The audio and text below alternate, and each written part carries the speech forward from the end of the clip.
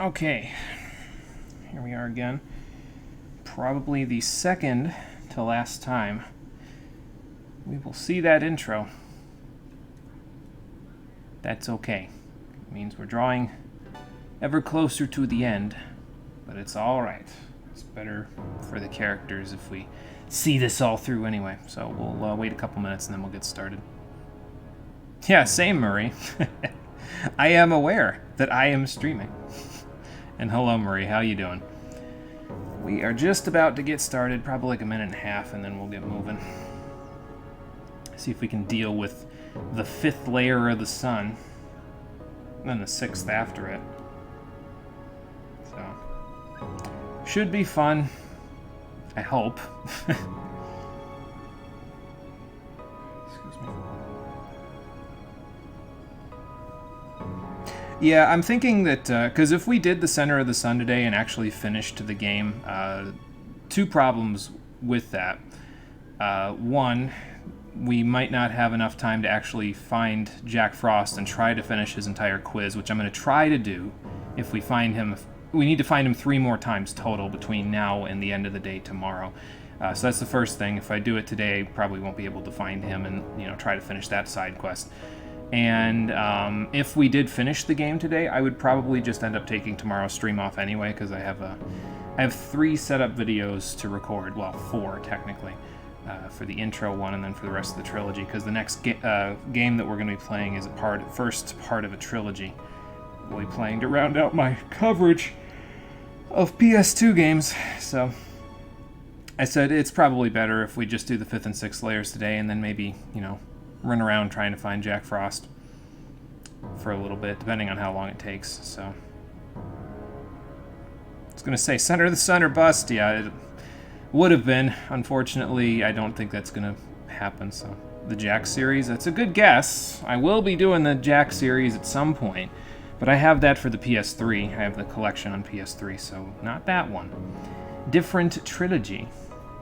What trilogies are there that are left that were not ported forward on the PS2? Because they already did the Ratchet & Clank collection on the PS3. So, it's not the Jack series, and it's not Kingdom Hearts, so... Yeah, a little bit. It's okay.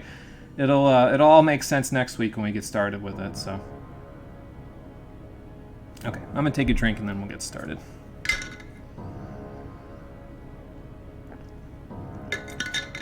It's more obscure of a trilogy than the big 3, so it's not Jack, it's not Ratchet and Clank, it's not Sly Cooper. So usually, when it comes to that sort of stuff, it's a little bit more difficult with the PS2's library, but like I said, it'll make more sense. It'll probably make more sense at the end of this week, because I'm probably going to drop a hint in the schedule, but we'll get to that when we get to that. For now, we have to load our game and start up the SMT equivalent of hell. You thought any aspect of Nocturne was difficult? Try playing this game that's encouraged you for the past 40 hours to raise your demons and raise your mantras properly, only to have an entire floor say, no, fuck you, you get to use no mantras this time. But yeah, this is the point where the game stops pulling its punches, so if you haven't done your training for your mantras before this, you might want to do it before passing through that gate there. How you doing, everybody? Welcome back to Digital Devil Saga 2, the Stream Edition. Last time, We made our way through, well, we finished up the second layer of the sun. We collected all the treasure that was left there after we defeated Hayagriba on the previous stream. Then, we made our way through the entirety of the third and fourth layers. And now we're here at the fifth layer, where we will pass across this gate and be forced to use human form for the entire floor until we pass across another gate like it. So that should be fun. Since last time, I also finished up doing all of the mantra grinding, not that there was that much left to do. So everybody has their cool titles at the end of the game now. Roland's got Evil God, Silo's got Formless, and then Gale, Argila, and Seraph were already done. I also set everybody's skills up just a little bit differently from how they were. Now that we don't have to have our eating skills, we can equip stuff like Auto Chakra, Chakra Walk, resistances for weaknesses, ailment nullifiers. I can set Quick Escape finally, although it only is going to come in handy here because there's actually battles in this area that you, while in human form, absolutely cannot win because you don't have access to ailment attacks. So I'll explain those when we get a little bit further, but I also equipped First Strike to increase our chances of us going first in battle. So that should help a little bit. Argila's got Medea Rama and Chakra, Auto Chakra, so that should make her healing a little easier. I've also got Mind Charge and Power Charge on Seraph and Roland, respectively, because we might need those starting from this floor on. So, and if we encounter the enemy that we'll need them for, I'll let you know, but for now we're okay.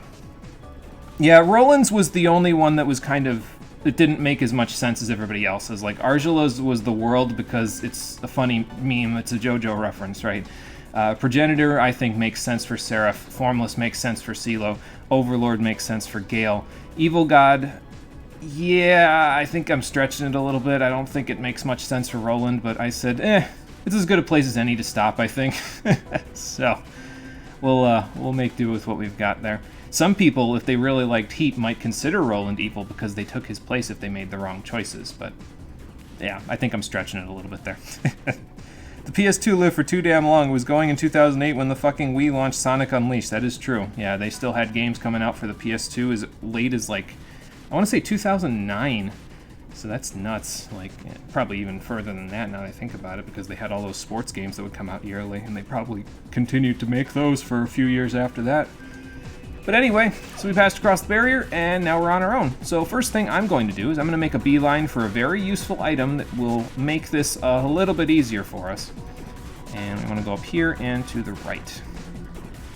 I actually made sure that I went and checked where this was off screen and then reloaded my save file so that way I was 100% aware of where it was. So if you go into DDS 1 and 2 blind, it's very easy to make the wrong choice. I mean, that's true. Yeah, that's actually very true. So, okay, so we are in human form. And, well, all we've got is our guns and whatever items we have on us. And thankfully, I gotta make sure of this before you come in here. Did you pick up the murder rock back on the third layer? If you didn't, go back and get it, because we're gonna be throwing it a lot here. Barong is weak to it. Thor gets hit by it neutrally. So use that murder rock. It's very useful. Will definitely help out. Now you may recall that I said that we would have the special magic ring equipped for a little while now, and we could, leave that instead of the rich ring. But while we're in regular battles like this, the special magic ring is nice, but in human form it really doesn't do us a whole lot of good. So because of that, we're actually going to make a little bit of a change to Seraph's gun in just a few minutes. But first we got to get rid of Cert and his Barong pack that's with him. See if we can stone anybody. Nope. Okay, that's fine.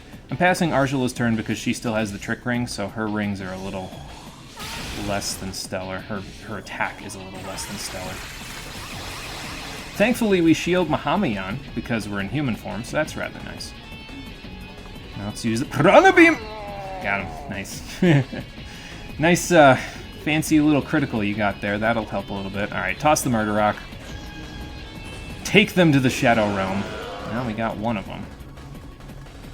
Do we just shoot this guy? No, I don't think so. You definitely don't want to shoot Thor, by the way, because he has high counter. And that will hurt like hell, so don't shoot Thor, just use the Murder Rock. Get rid of anything that resists darkness if you can, and then just kill him with the Murder Rock, it's fine. Okay, and then because of Auto Chakra, if we Medea Rama here, after the next battle, Argila's MP will be back, and we'll be in good shape. By the way, that's the exit over there that you can see for this floor. Once we get past that symbol, that's past these mesh areas here, this capillary-looking wall, we'll be out of this floor and moving along. But first, let's grab this. The shield ring. So yes, this will be our rich ring replacement. So let's check it out, shall we? So special magic ring, rather good. It maximizes our vitality and magic, as we saw before, but it doesn't give us any additional bonuses. And you know me, I like my additional bonuses when it comes to these rings, and the shield ring's got our back. And that's a bit of a misnomer, actually. It's not a physical repel. It gives you a Void Fizz shield for your entire party on turn 1 of battle. And if the enemies get a first strike, it also gives you a Void Fizz shield during that turn. So it's rather nice to have, especially when we're sitting here in human form and the enemies have a decent chance of just physically attacking us. So I'm going to use that for probably the rest of the trash mobs in the entire dungeon. It should be fairly useful for us all throughout. So let's slot a few things into this. We'll put a Hope Diamond in, we'll put a Purple Crystal in. And yeah, I mean, that's not bad. 96, 92, I'll take it. So yeah, we got the Trick Ring, we got the Shield Ring, and we got the Skull Ring, and combined together, these three form a really solid combination. Now we have decent evade on one of our party members because of the Tsukakajas. We void the first physical attack our party takes, and we repel any darkness element attacks, which are more common than you might believe in these last couple of dungeons. So it's a pretty solid combination. I like it personally, and I would recommend using it if you want to play through this game yourself. So. Just realized something, the solar data of your guns made it here. This game is kind of nuts and it's beyond off the rails at this point. I know, it's great, isn't it? We've materialized our guns in the sun. This is almost as ridiculous as Persona 5's. Well, you fire imaginary bullets, but if you believe they're real, the enemy will believe they're real too. Oh boy, but yeah, as you can see, we're blocking at the beginning of battle here, and we've got that Void Shield around us, so that'll block all the physical attacks that we take for the first turn. Specifically, Thor's are the main ones you want to worry about, because I don't feel like getting Skull Cleave today. So. Cognition was a cool concept, yeah. I'm poking fun at it, of course, but I thought it was an interesting concept as well. It was completely batshit, but it wasn't like destroying your immersion batshit, you know, it was just kind of there, and it made sense within the context of the game world. Now, for me, personally, cognition made more sense than the way that Persona 3 tried to explain it, because the intro to Persona 3 kind of turned me off to the game, any of the serious things that the game did for the rest of it, because you shoot yourself in the head within 5 minutes of the game, and it summons demons from hell. It's like that. That's ridiculously immersion breaking. I'm not even into the game yet. Can you slow down, please? Okay, Cert, I'm not sure if Cert has high counter, but I'm gonna shoot him anyway because he hasn't high countered me yet. So, nice crit. Well, we got the Void Fizz shield, so even with the shotgun, yeah, see, this will happen. There you go. So that uses up our Void Fizz shield for Roland, but that's okay. Just pop Cert in the face a little bit until he's dead, and then we'll try murder rocking Thor. You could throw wild bombs as well if you want. You get a few more of them for free in this area, but I'd like to save them for specific enemies. Nice dodge, Roland. So it doesn't matter who throws the murder rock, by the way. The chance of it hitting are the same. They're fixed, no matter what your magic stat is. So. Or your luck stat, or anything else that the internet will tell you affects status ailments. No, they don't. It's just a flat percentage chance, so. Yeah, it's how P3 tried to get people hooked. It makes sense later, but that's later, yeah.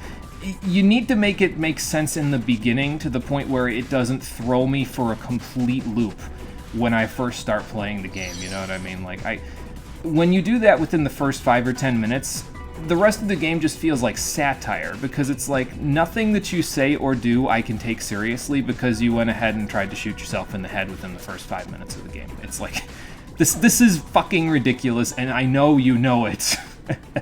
I know you know it, P3. But, yeah, I don't know. That's not the reason why I probably won't ever play P3 for the stream, by the way. The only reason why I don't think I'll ever play P3 for the stream is because now that Nocturne has added skill inheritance to its skills, I'm not sure if I can ever go back to random skill inheritance, and Persona 3 in every form has randomized skill inheritance, so I'm not sure if I can ever go back to that. That would be the only reason why I wouldn't play it for the stream, so... But yeah, see how useful that is? Just being able to... Okay, well, they decided to physical me, so I guess I get a free turn now.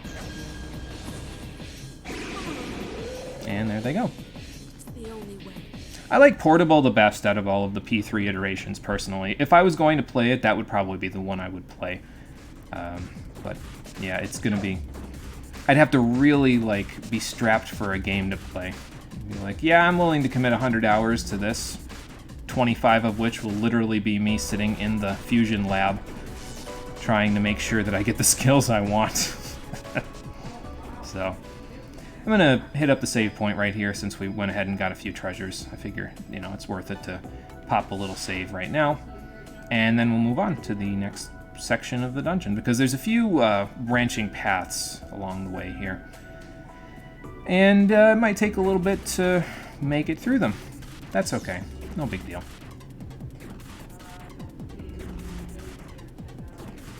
And, okay, let's see.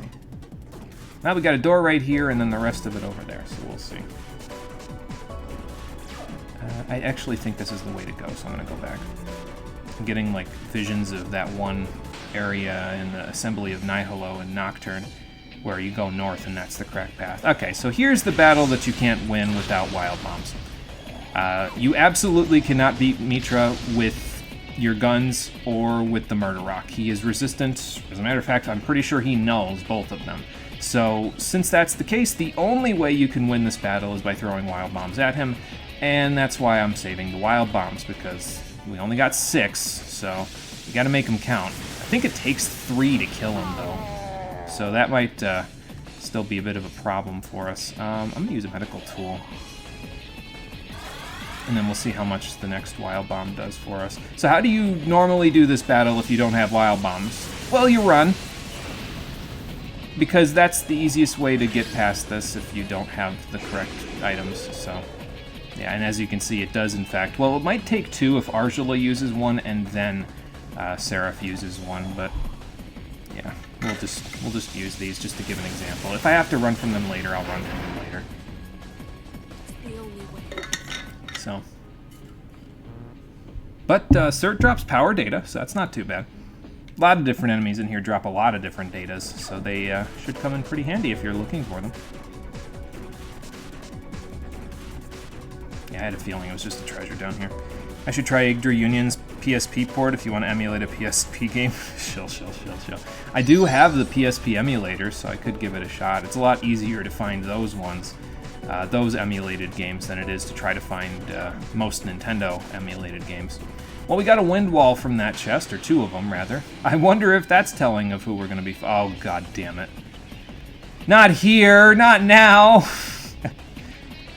Yeah, I wonder if that's going to be telling of who we're going to be fighting later on here. But first, we have to get through this guy, Narasimha. He is one of 2 rare encounters that you can only get on the 5th or 6th layer of the sun. And he has a very specific pattern, and that is he gets 3 press turns, and then he likes to blow you up with physical attacks. Unfortunately, I'm pretty sure he's immune to the Murder Rock, so I'm gonna get the hell out of here.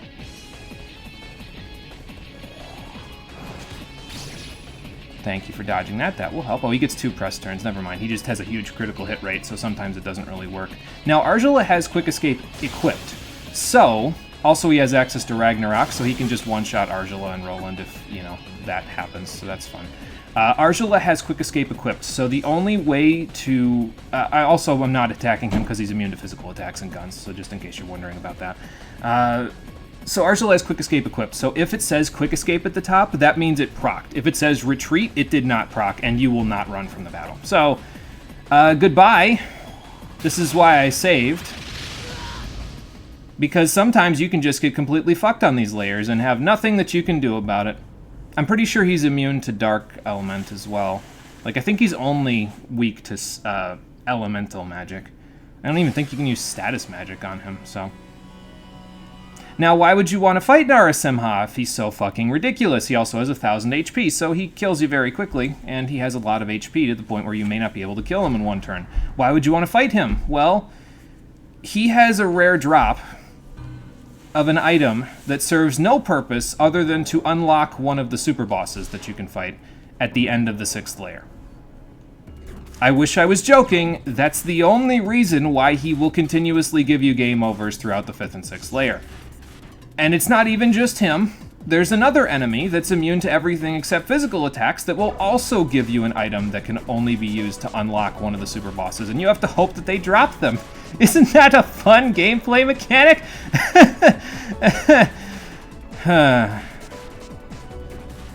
Anyway, let's go this way this time instead, so we can hope for the best here. This is another one that I'm not sure if we can win without using Wild Bombs, because Girmekala here is also immune to both darkness and guns, so... Run? Okay, quick escape procced. See how it said quick escape there? That meant it actually worked and we can run, so... Yes, you need to quote-unquote knock the weapon from his hand, and if you do, well, it's a rare drop, so it's not likely, but if you do knock the weapon from his hand, you can use it to unlock a super boss fight. Again, it's a rare drop, though, so the likelihood of it actually dropping is pretty low. I think it's like 1%. So, yeah, not as rare as some games would have you, you know, get stuff for, but not common enough to where you'll see it basically ever. And we will be able to kill Narasimha at some point, but not yet. We'll have to do a little bit of actually being able to transform into demon form to do that, so... That's Final Fantasy XII levels of RNG without manipulation. Yeah, like the Seitengrot. Oh god, the Seitengrot. Oh, those invisible weapons in 12. I never got one of them. I've never bothered to actually try. Hell, most of the time when I'm playing 12, I don't even go for the Zodiac Spear. It's not even that good.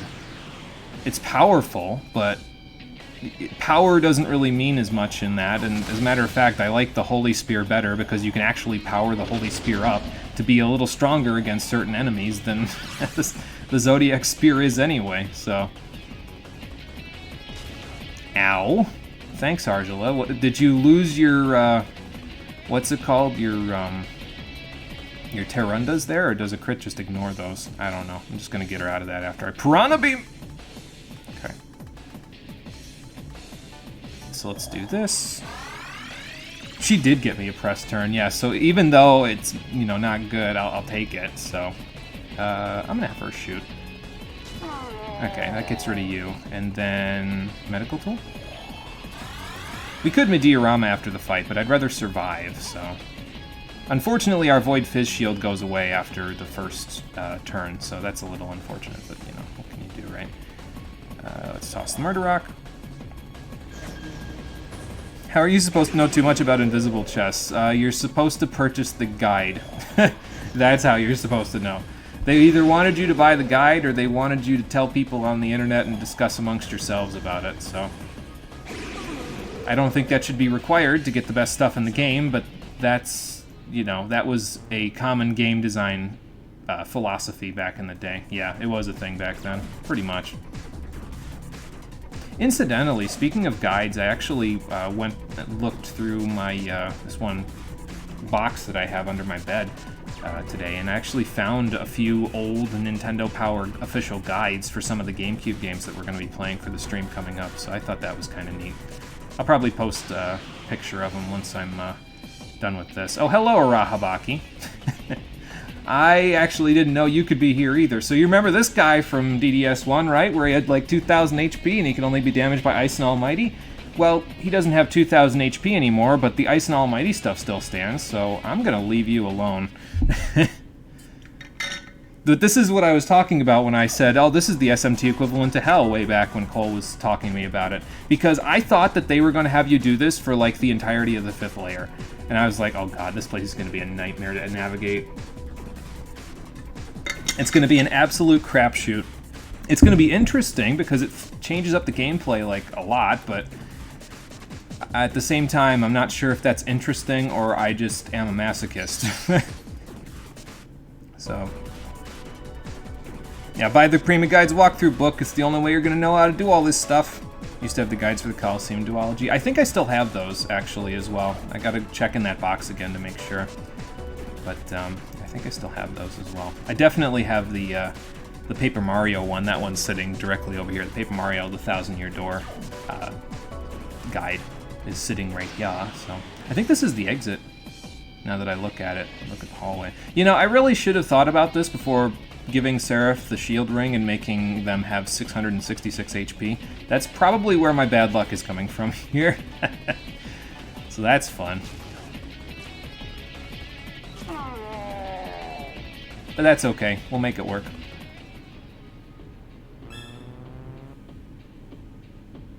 The one for Colosseum 1 assumes you grabbed Croconaw, so if you didn't, you suddenly null half the guide. They were like, guys, Surf is powerful. You gotta use it, okay? Yeah, have them use Surf, exactly. Oh, I remember when Surf only hit enemies. God, Gen 3 was a wonderful and wild place. Yeah, I'm pretty sure that's the exit, so we're gonna go back the other way and see if we can go... I think there's a treasure chest in this other direction, so we're gonna go see if we can find it. Oh, nice, he's frightened. That won't really help me all that much, but I'll take it. Oh, good, we got her stoned as well. That's pretty good. So I'm gonna do that. Let's get rid of Cert first, and that'll actually eat this Athena's press turn. And actually, with Roland shooting, he might actually shatter her. There's a chance of it happening. It doesn't always happen, but it can shatter them. So, nice dodge, Ursula. Why don't you shoot her? There you go. So it shatters her. We'll just shoot. It's fine. These Athenas won't take much of a beating before they go down. There you go. Easy as that. What about how experimental and shake up the game Gen 4 was? I mean, I liked Gen 4's meta until I started playing it online. Then I didn't like it so much anymore. Because Battle Revolution kind of jaded me to Gen 4's metagame, like, a lot. Mostly because everybody used the exact same 20 Pokemon instead of, like, you know, trying it out and experimenting new and different things. They just used the stuff that was broken, which made me not like the meta so much. So, and then it was funny because I mentioned that, and when I tried playing Pokemon Sword and Shield for myself, I tried playing Gen 8's metagame at the end of the game for like 2 days. And guess what happened? They did the same exact shit as they were doing in Battle Revolution, where they used the same 20 broken things, instead of actually experimenting and trying new things, even though there were new game mechanics to be had. It's like, guys, can you, like, have some form of originality in your bodies at all? And not just listen to what the internet tells you to do about this shit? I feel like I'm taking out my frustration on this Kingu, which is good, because he grinds his fucking teeth like a maniac. God, I hate it when he does that. It's disgusting. I can't even look at it. Alright, let's get Seraph out of that. Garchomp was banned until Platinum for a reason. Yeah, I know. It was pretty busted. Feel that. Use Stoutland, it's fluffy. Yeah, I know. But not everybody agrees with us about use these Pokemon because it's not OP as sin. I like using whatever I want and then trying to make them work in whatever situation I'm given. I don't like plugging a Pokemon into my party that just plain old works in all but a few situations because it's busted OP, you know? But, yeah. That's never appealed to me. I mean, I'll use an OP Pokemon if I'm playing OU and I'm using some dumb shit anyway, because sometimes it's a glue, you know, it keeps the party held together, but most times I'll just say, you know what, I'm just going to use whatever I feel like, because why not? Alright, let's toss the Murderok to avoid high counter. You had a Vileplume team once, should try making one again. Vileplume's a cool Pokemon. I like it. It's cool in the lower tiers. It's probably in, like, the lowest possible tier right now, though. Like, I don't know the Sword and Shield metagame at all, but it's probably in the lowest possible tier if I had to guess, just judging by what Vileplume does and how Smogon judges their tier list. So. Oh, that's not the same capillary wall that I was thinking of. The one I'm thinking of is over there. Okay, well, we're almost there.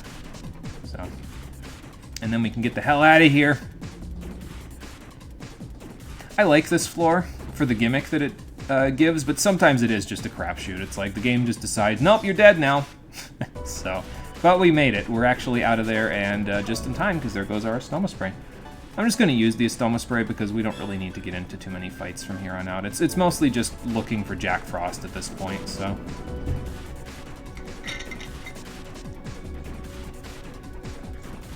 So you can have it punch a couple of tiers above its weight class like you did with Stoutland in Gen 6. Yes, you can, for sure. Stoutland's RU, you had it in UU. Oh yeah, and I mean, I was using, like, you know, PU stuff when I was playing Gen 6 metagame. I was using PU stuff in OU sometimes. Like, actually, more of a UU thing, honestly. Like, Go-Goat was a really solid tank in UU when I used it in Gen 6's metagame, but nobody else was using it, and they hated it because it was like, you can't use that shit, that's not standard. It's like, yeah, I know. That's why I'm using it. Okay, now that we have access to our abilities again, Cert is, as you might expect, vulnerable to Bufudyne, if I remember correctly. We're going to find out right now. Yes, there you go.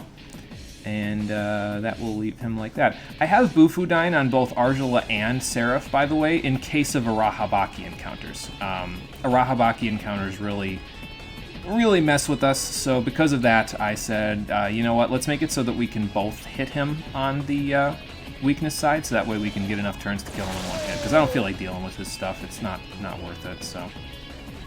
yeah, why don't you two do it? There we go.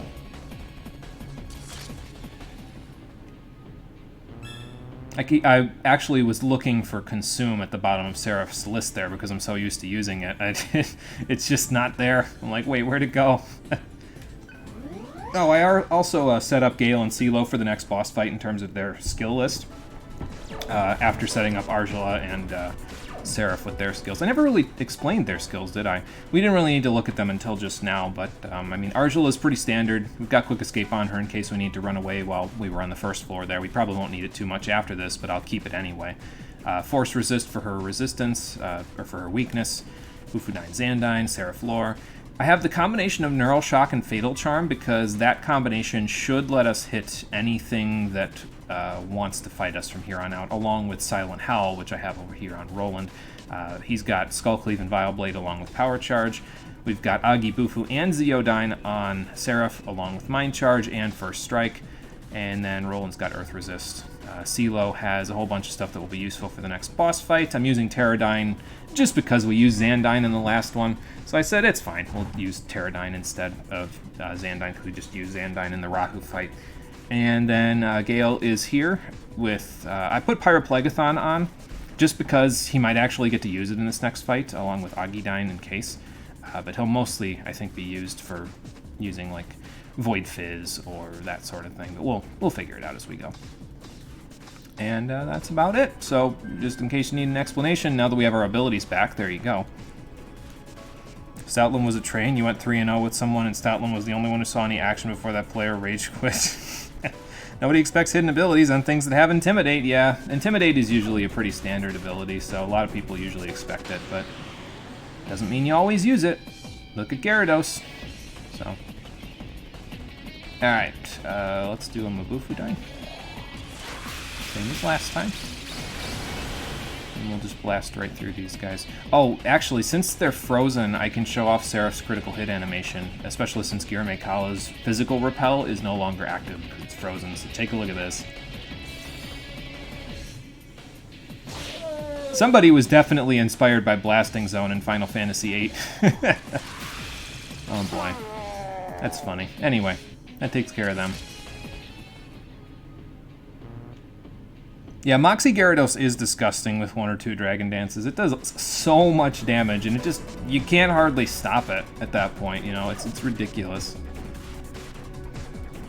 I've used it a few times. I usually don't use it because it's too OP for me, but... the fact that I have that scruple is probably why I split my games against people, because most people are like, this is OP, I'm going to use it all the time, and I'm like, this is OP. I don't know if I want to use it right now. I'd rather try to do it the hard way. By banging my head against a brick wall. So that's fun.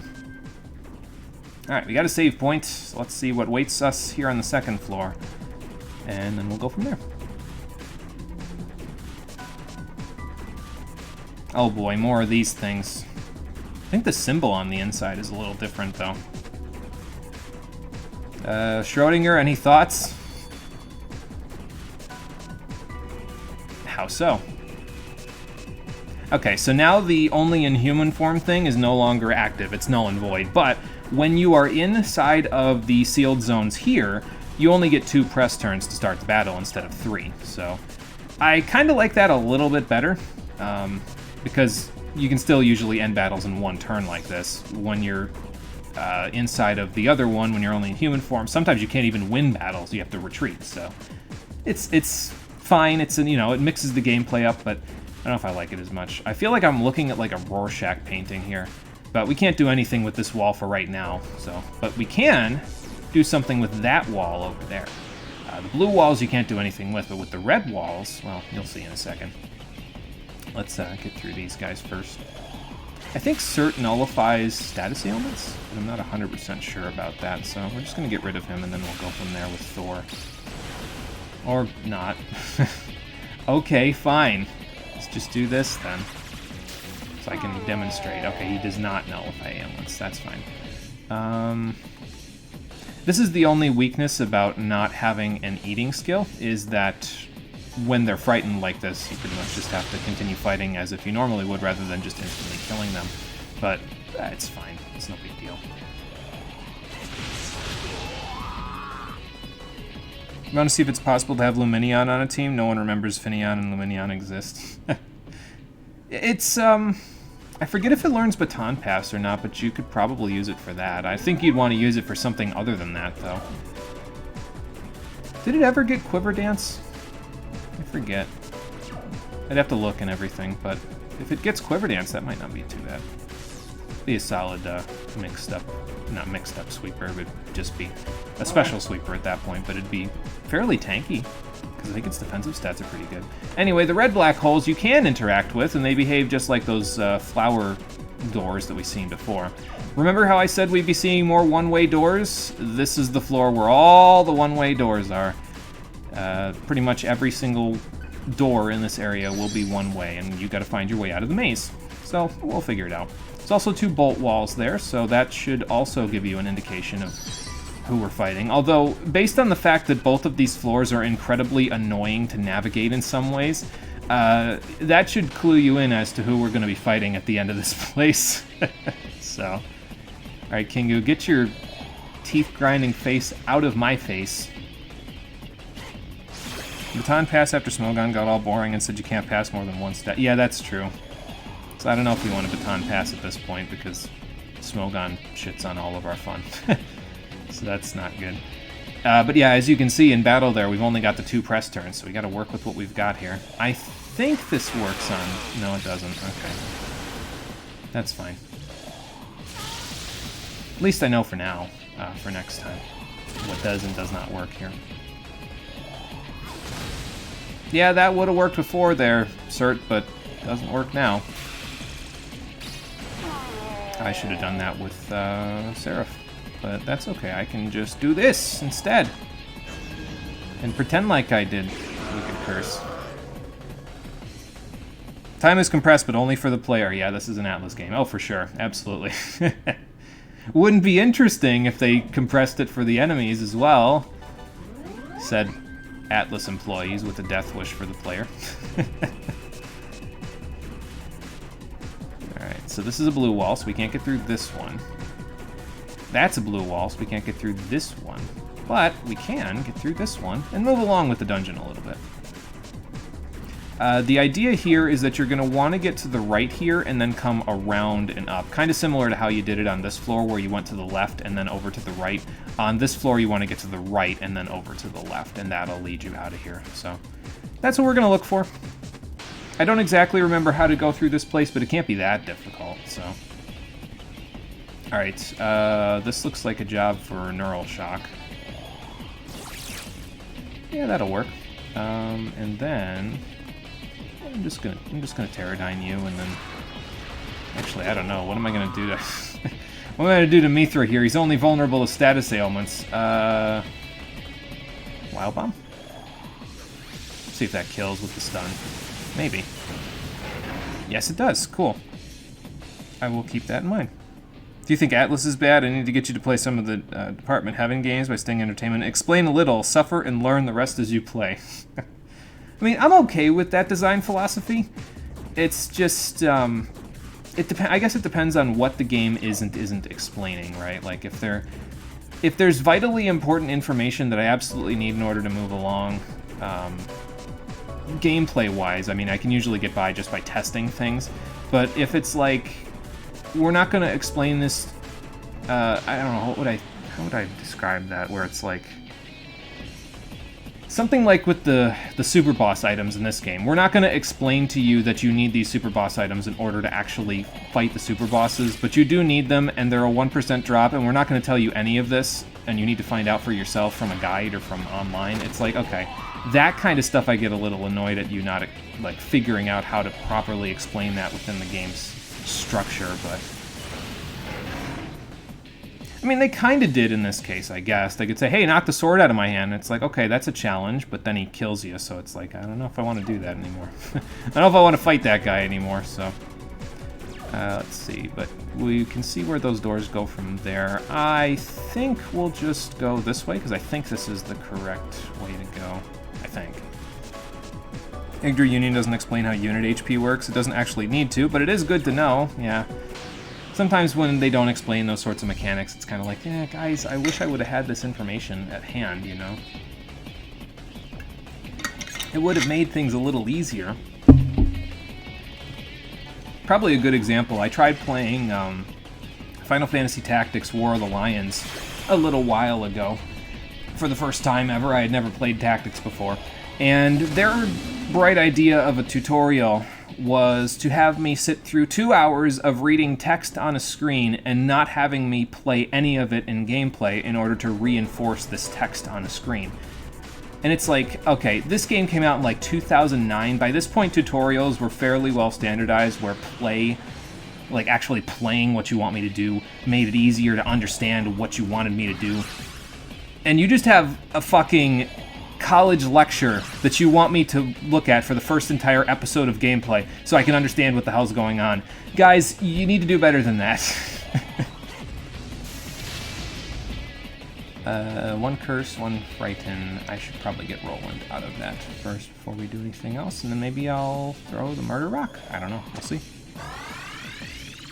And then there's... Actually, I could probably use Vile Blade and kill them. Or I could just pass to Argila and Wicked Curse again, and that'll kill them. Yeah. Igdra Union was originally on the GBA. They crammed a lot into the game, and it's a GBA cart. They didn't explain a lot because they kind of couldn't. Yeah, see, and in that case I understand, because there's hardware limitations and stuff, you know. But in some cases, it's like there's no excuse, you know what I mean? Alright, I'm going to check what's in this other hallway, and then I think I'm going to go back and save, actually. We'll see in a second. I think this just loops to this, doesn't it? Yeah, it does. So that's just where that one-way door goes. But where we want to go, I think, is down where this section of hallway is that we haven't explored yet. So I'm going to go back and save. And then we'll go down that little section of hallway. Oh, good. Now revert. Oh, I love that. At least it didn't abandon me too badly. I love that because now we have to basically use one of our press turns to fix that. I could Mind Charge and then send him to the Shadow Realm next turn. No, that's not what I wanted to do, but okay, I'll take it.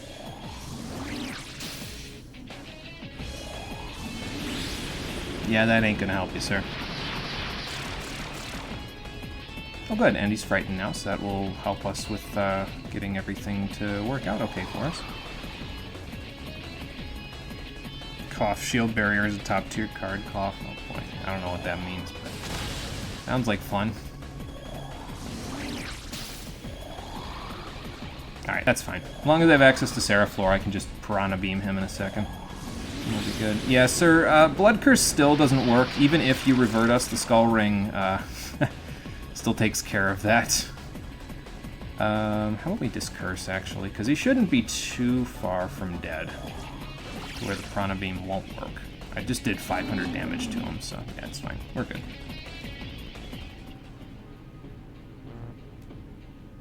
I didn't get any money from that battle, lol. It's okay. Alright, back we go. I'm gonna have to use another Stoma Spray, but that's okay. I'll make it work in a second. Shield Barrier is kind of OP. It blocks the damage you would normally take while you keep up the barrier. Ah, okay, gotcha. So you could just kind of... As long as you have somebody using it, it'll keep you alive for a decent chunk. Okay. Stoma Spray. We'll do those datas up in a little bit. See where we're going from there. What the game doesn't say is that it blocks all damaging cards. Oh, okay. Well, now I can see how it gets a little busted. As a result, all status conditions cards inflict. Okay, so those are also blocked, I would assume. Yeah, I can see how that'd be a little busted. Just a little, though. Alright. That takes care of that. So let's head back into the maze. Not that it's that much of a maze, it's just a bunch of one-way doors. So, alright, so we're gonna go up and then to the left and then to the right. Okay. That I can do. But yeah, specifically why I want to have Bufudyne on both Argila and Seraph is for this floor, where you can encounter a Rahabaki and only have 2 press turns to deal with him. So if you don't have it on both of them, you run the risk of not potentially killing him, and he uses Death March, like those Chatter Skulls that we fought before, where he'll just blow up. So that will hurt a lot, and I don't want to deal with it. So we're going to try not to deal with it. Let's see here. I think Wicked Curse is a pretty good bet here. And then throw the Murder Rock because I can. Okay, well that got rid of that guy, so that's good. Let's do a Pterodyne. And then let's do a Xandine. Let me paint a picture. Curse has a hidden effect of halving how fast you deal damage while you're inflicted with it. Under normal circumstances, our heroine, Yggdra, is weak to dark, so on top of taking fatal damage from Curse, she'd be useless for a couple of turns. But if you have the shield barrier up, that becomes a thing of the past, I would assume. I'm surprised that CeeLo's vitality is so low. Him and Argila, it seems like they've gotten less vitality than they had before. But maybe I just used a whole bunch more vital data on them in the previous, when I played it for myself. Off we go then. Let's see. Yeah, that's not, I mean, it's Frightens, but that's not anything else, so. Let's do this, because I know that works pretty decently. And then, how about we Vile Blade? Haven't done that in a while. There we go.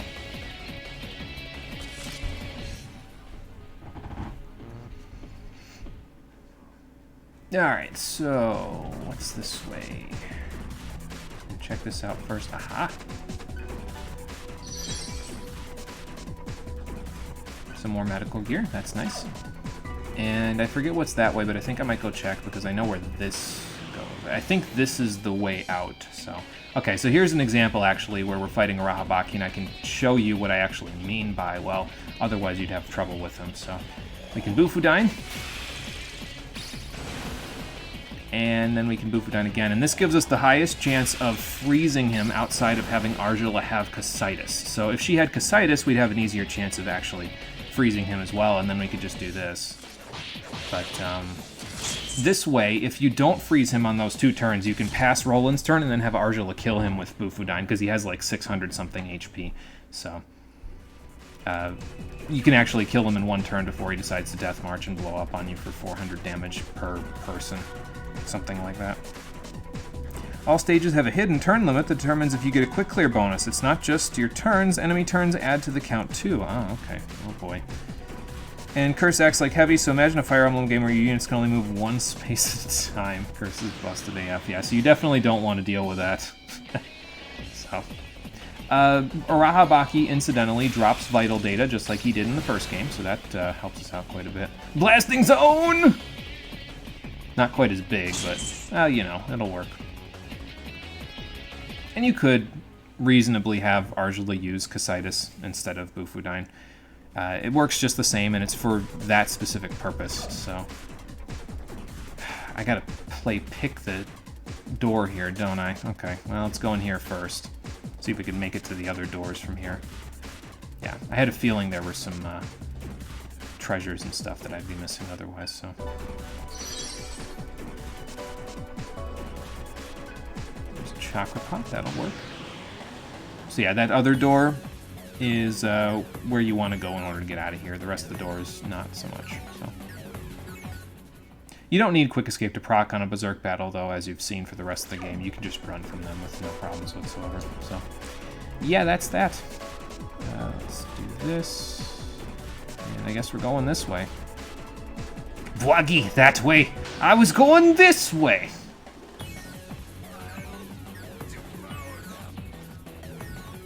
And now I'm going this way. And of course, the enemy Lolly is the one whose signature card is the one that inflicts curse, and she kills you with it and says that curse suits you. Fun. I'm glad she's having fun killing your entire party. Sounds like it anyway. Argila just wants her to be useful. Let her have that one win. Yeah, that's true. Oh, good. Here's the other enemy that we could encounter here. Now, thankfully, we have our skills now that we can actually use on this enemy, but... with only 2 press turns, we might still be hard-pressed to beat her. So yeah, we have to take the spear from Parvati to speak to her husband, so Shiva's running around here somewhere. Now, she is immune to all elemental magic, and I mean everything. Seraph Lore, any of the Dying skills, all of that stuff she's immune to. So the only way to kill her is by hitting her with physical attacks, and with 2 press turns, we might be hard-pressed to do that. Now, she can, I think you can still kill her, well, hit her with Almighty, but, yeah, I don't know, it's not really something I've ever tested, so... She's about 1,000 HP, so I'm going to have Roland take care of her by power charging, and then we'll take care of her next turn. If she doesn't kill us in the process, because she uses all of the high-level random hitting elemental skills, and they can hurt a little bit, so, yeah. I'm going to do this, and then whack her upside the head and hope I don't miss, and then Skull Cleave! Bah! Yeah, like I said, about 1,000 HP, so if you can get her, that's good. If you can't, don't worry about it. But if you get an item from her, it will most likely be the rare drop. I'm not sure if she drops anything else. I don't think she's ever dropped anything else for me specifically, so... if you get it from her, that's great, because now you can fight the super boss. I don't think I will be doing that, but it's a process if you want to. So, let's see. That'll just lead us in a circle, so let's go that way, and then that way, and then up and around. Okay.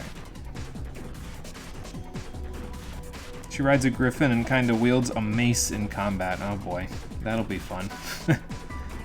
That would be fun to deal with. I don't know, I've always liked the Griffin Rider class from Awakening, though, thinking about it. It's one of my favorite classes in the game. It doesn't do anything particularly special, it's just a Griffin Rider with an axe, but like... I don't know. Griffins are cool, and they do a lot of damage, so...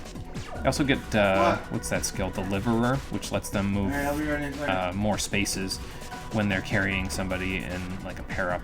And since Awakening is literally the pair-up Fire Emblem game, you'll probably always be carrying somebody, so... It's a stupid water puzzle from the sewers, Ree! Well, at the very least, in this one, you don't get sucked back to the entrance if you don't do it right, so... I'll give them some credit where credit's due. At least they didn't do that. So. Alright, you're gone. And then I think I'll throw the Murder Rock. Because I can.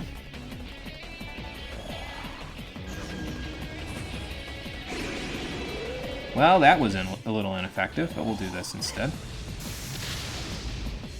Again, I'm pretty sure Cert, nullifies dark, so that's why I didn't really use the Murder Rock or that there. So there's the Void Fizz Shield coming in handy, though. It's always nice when you have it, because it might seem like after a little while it's not really coming in handy very much, but then all of a sudden it'll just proc, and it's like, oh yeah, I've got that equipped. I remember that now. It's nice. It's nice to have. I looked it up on the wiki, by the way, and I'm not sure how they got their numbers in terms of the percentage chance of status ailments working, but apparently Fatal Charm has almost a 50% chance to inflict charm on the enemy. And that seems pretty ridiculous to me. But it might be true. I don't know. I usually don't use it very much, so I usually don't get the chance to check, but... Well, if you want to go back into the maze and find other things, you can, but I'm getting out of here after using another Estoma spray, so... Yeah, that status ailment party that you wanted to make, you get a bunch of Fatal Charm, it's probably pretty viable. Not a whole lot of things resist Charm in this game, so make a beeline for it. It'll probably work out for you. Alright, Seraph Lore. Now what I gotta remember when we get up to the boss fight coming up here in a little bit is I need to equip Mutual Karma on Argela and Roland, and I need to equip something else on CeeLo and Gale, but I'm not sure what it's gonna be yet. So I'll have to figure that out in a minute when we get there. Okay, let's do this. We got Silent Howl, but Argela doesn't have any statuses, so hopefully this works okay.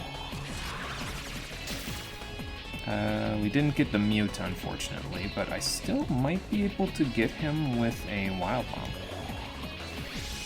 Yeah, I know, the cost of the mantras is really high, so that would deter you from doing it a little bit. He's like, that's no Megiddo, this is a Megiddo. Oh boy. How do you like when I'm very charming? Apparently he doesn't like it very much. I think it has the same base power as all the other medium damage status ailment skills, though. Fatal Charm, that is. It just has a higher ailment chance, that's all.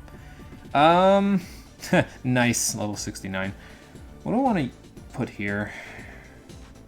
I don't really need luck, because I just got a bunch of luck datas. I don't really need strength, although it wouldn't be bad to have a little more. I mean, I won't be doing much damage with my strength anyway, especially now that I'm done consuming things for the rest of the game. I guess we'll just put agility, because we don't need anything else.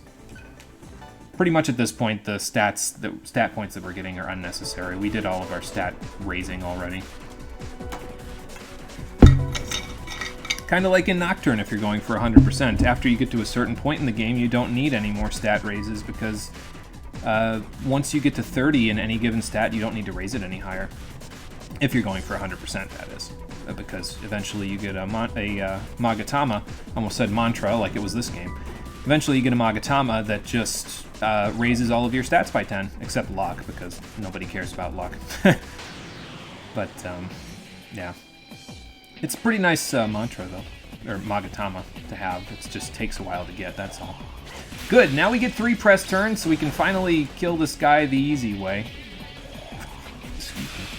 He's frightened. You know what I could do, now that I think about it, is I could set, instead of Skull Cleave, I could set Consume. It won't deal as much damage, but, I mean, it would give you what we were kind of looking for anyway, so... In terms of, like, what it would do. It would still deal damage, and it is affected by Power Charge, so... Hunt skills are, that is. You can power them up with Power Charge. If you let a Rahavaki live, by the way, if he doesn't use Death March, he can use a whole bunch of Almighty attacks on you, like Last Word. He can also use a bunch of physical attacks on you, like Gate of Hell, so... You don't want to let him live. Just kill him with Bufudine. It's the easiest way. I think we're almost there, though. I think we just got to go through this door and then go a little further and we're there, so...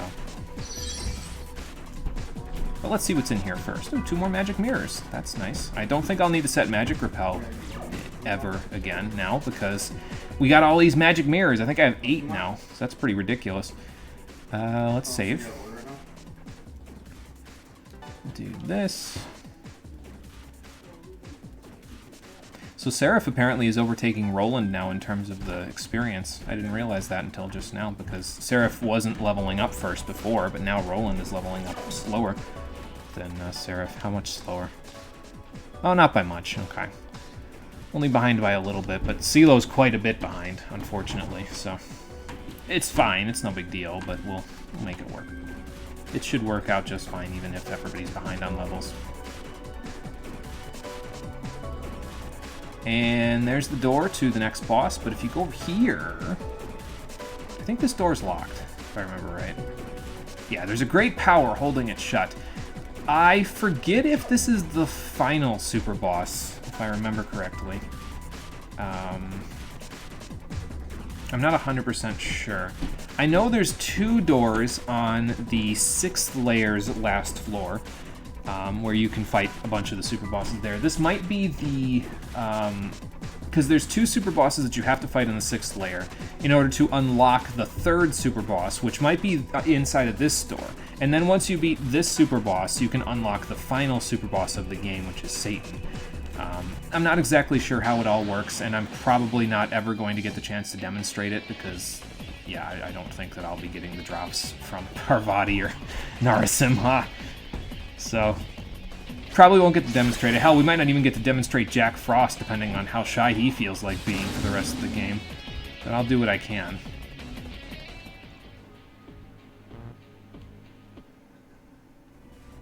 Okay. But anyway, yeah, so that'll be there. And if I ever want to come back to it, I'll still have my save file, so I can always come back to it later. I probably wouldn't do the super bosses on a regular New Game, though. I'd probably do them on New Game Plus, so... Okay, so we want... not ammo. Rings. You can keep the Trick Ring and the Skull Ring, actually, because we don't need either of them for the next battle, so... I mean, I guess I could keep the Skull Ring instead of the Rich Ring, but I'll just give Gale the Rich Ring, it's fine. So let's set Mutual Karma for you. Set Mutual Karma for you. There we go. And then we want CeeLo and Gale in the party, so let's do that. And then we want the Change Ring on CeeLo and the Rich Ring on Gale, just like we usually do. And then for you, we'll grab you the Rich Ring. We'll give you the Special Magic Ring. So you can be super efficient in the next battle. And then, what else have we got? I need to set another skill on CeeLo and Gale. What else do I need for this fight? You can charge, because we have Mind Charge. So that's taken care of. Got Earth Boost and Earth Amp, we don't really need those. Null Ailment, that's what I need for you, specifically, because that'll actually come in handy for this fight. I'm going to stick Null Ailment for you as well instead of First Strike, because we won't need that. The next boss does, in fact, use ailments, actually, so you might want to keep that in mind for what we're going to do. And actually, I need to set some skills for you anyway there, Seraph, so we'll come back to you in a second. Yeah, remember to give Roland and Nargil a Mutual Karma. Yep, just so that way they've got them. I got it. I am all set and ready to go with that. You don't need physical attacks for this next fight, by the way, because they're really, really, really ineffective on this guy, so, yeah. Don't worry about those. What else have we got that I might want to use? Physical Resist wouldn't be too bad, actually, for Gale. I invested in it, so I might as well give it to him. And now for Seraph. We pretty much need Agidyne with a boost and an amp, so we'll do that. What else do we need? I'm going to set Electric Drain on you as well, I think. Just in case. You also, instead of Electric Drain, well, you could have Electric Repel and Force Repel, but I specifically want Force Repel because the next boss's most powerful attack is his Wind attack, so that's why I want that instead. What else have we got? I might set Last Word just in case he can use Magic Repel, so just in case he accidentally gets it off, I might want to have that just in case of...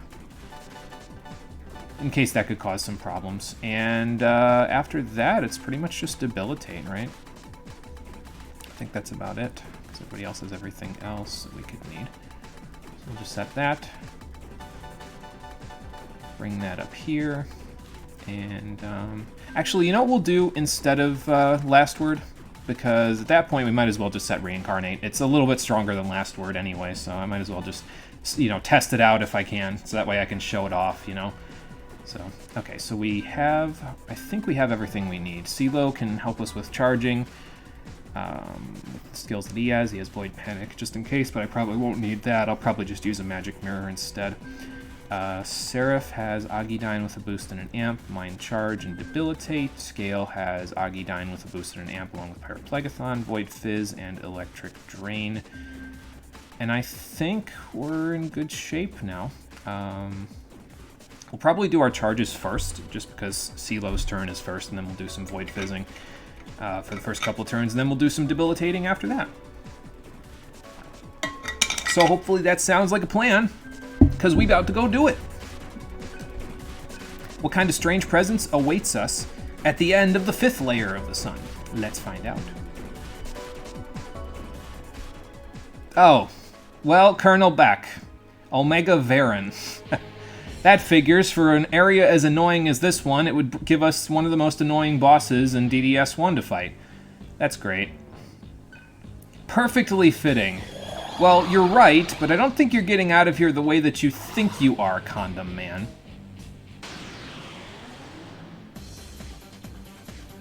I'm gonna turn my music up on my end. There we go, so I can hear this fantastic beat in the background. Alright, first things first, charge. For the first 2 turns. And then we're gonna pass, and we're gonna Void Fizz.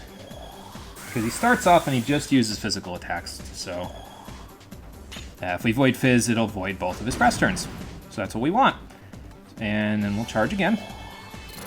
Again, I'm going to avoid going to +3 just in case he has a Dekaja Dekunda script. I don't think he does, but, you know, better safe than sorry, I guess.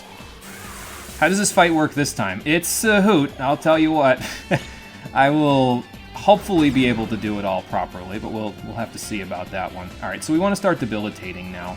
I don't want to do this. Change Ring, probably. So I keep my turns, and we'll debilitate.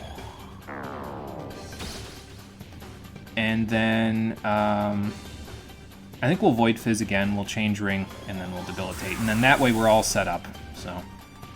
and everybody's still transformed and all of that stuff.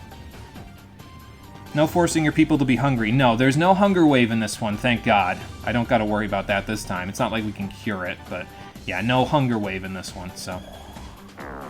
don't gotta worry about that. He does have some other annoying mechanics that he does, though, instead of that. So we'll just have to deal with that as we go, but don't worry about it for now. We'll figure it all out.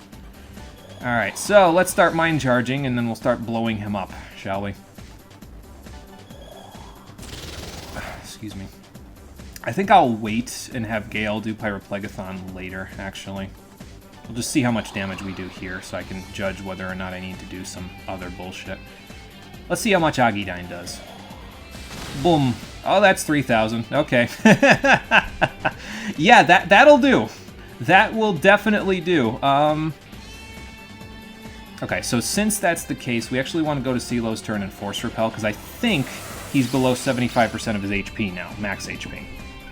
And that will cause his AI script to say this, and then use Infinite Wind on you. Yep, which will get repelled back in his face for almost 1,000 extra damage. Look at that. I got your number, Omega Varen.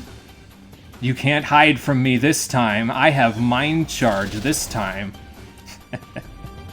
Okay, yeah, we'll just do the same thing as we did last turn. That worked pretty well, so we'll do this. Hey, Nitro, how's it going? Welcome. We're just fighting the Colonel. No, not that Colonel, different Colonel. This Colonel wears a condom over his body. You probably could take that out of context and have a whole bunch of problematic things be said, but that's okay. So that's like 7,000 damage to him. What you want to start doing once he gets below 50% of his HP is you want to make sure that you're either draining or repelling whatever he's going to do from here. So because of that, I'm going to use some of the magic mirrors that we got. I got 8 of them. But you want to end his turn immediately when he attacks you at this point, because otherwise he'll start using magic repel himself and making himself impervious to both physical and magical attacks. And we don't want that, so... yeah. Your mind immediately took that out of context? Good. That's good, Nitro. You keep doing that. Yeah, this Colonel doesn't do chicken. No, he definitely does not. He's not a big fan of being deep-fried, as we can see.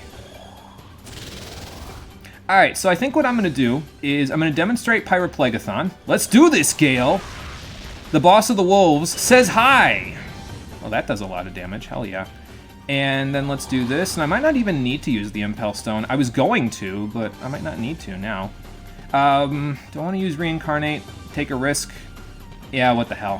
Why not? Let's do it. Give me your power, mother!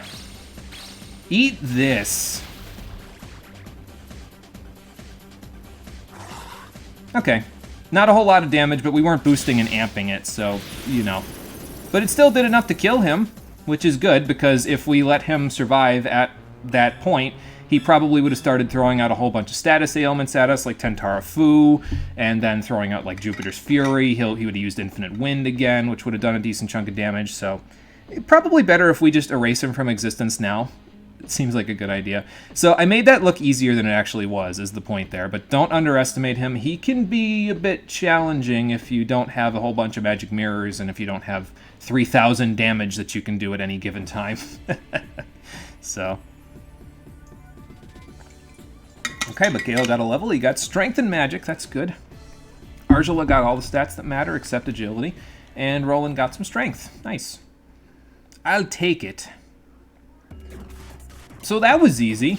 A lot easier when you have Mind Charge to fight that guy now, isn't it? Okay, we don't need to top off. That's good. I'm going to use a Great Chakra because I got a bunch of them. And that way I don't got to go heal. Let's see. I'm actually going to take the Rich Ring off of Gale. This is the last time we'll be using the Rich Ring, was that boss fight. We're finally going to retire it. We won't need it ever again. So thank you for your service, Rich Ring. I appreciate all the money that you got for me. But we'll get a better ring for Gale for the next boss fight, so over on the 6th layer. The change ring is still going to be useful, though, so we'll keep that. But let's put the shield ring back on Seraph. So there we go. And then we want to give them back Mutual Karma. I might even leave their skills like that. Well, no, probably not a good idea. Although they don't really need a whole lot of other stuff. I mean, Void Panic isn't really necessary, I guess. I could set Void Ailment instead for this next time that we need CeeLo and Gale to do stuff. Force Repel isn't really all that useful to us. So, what else could I set instead?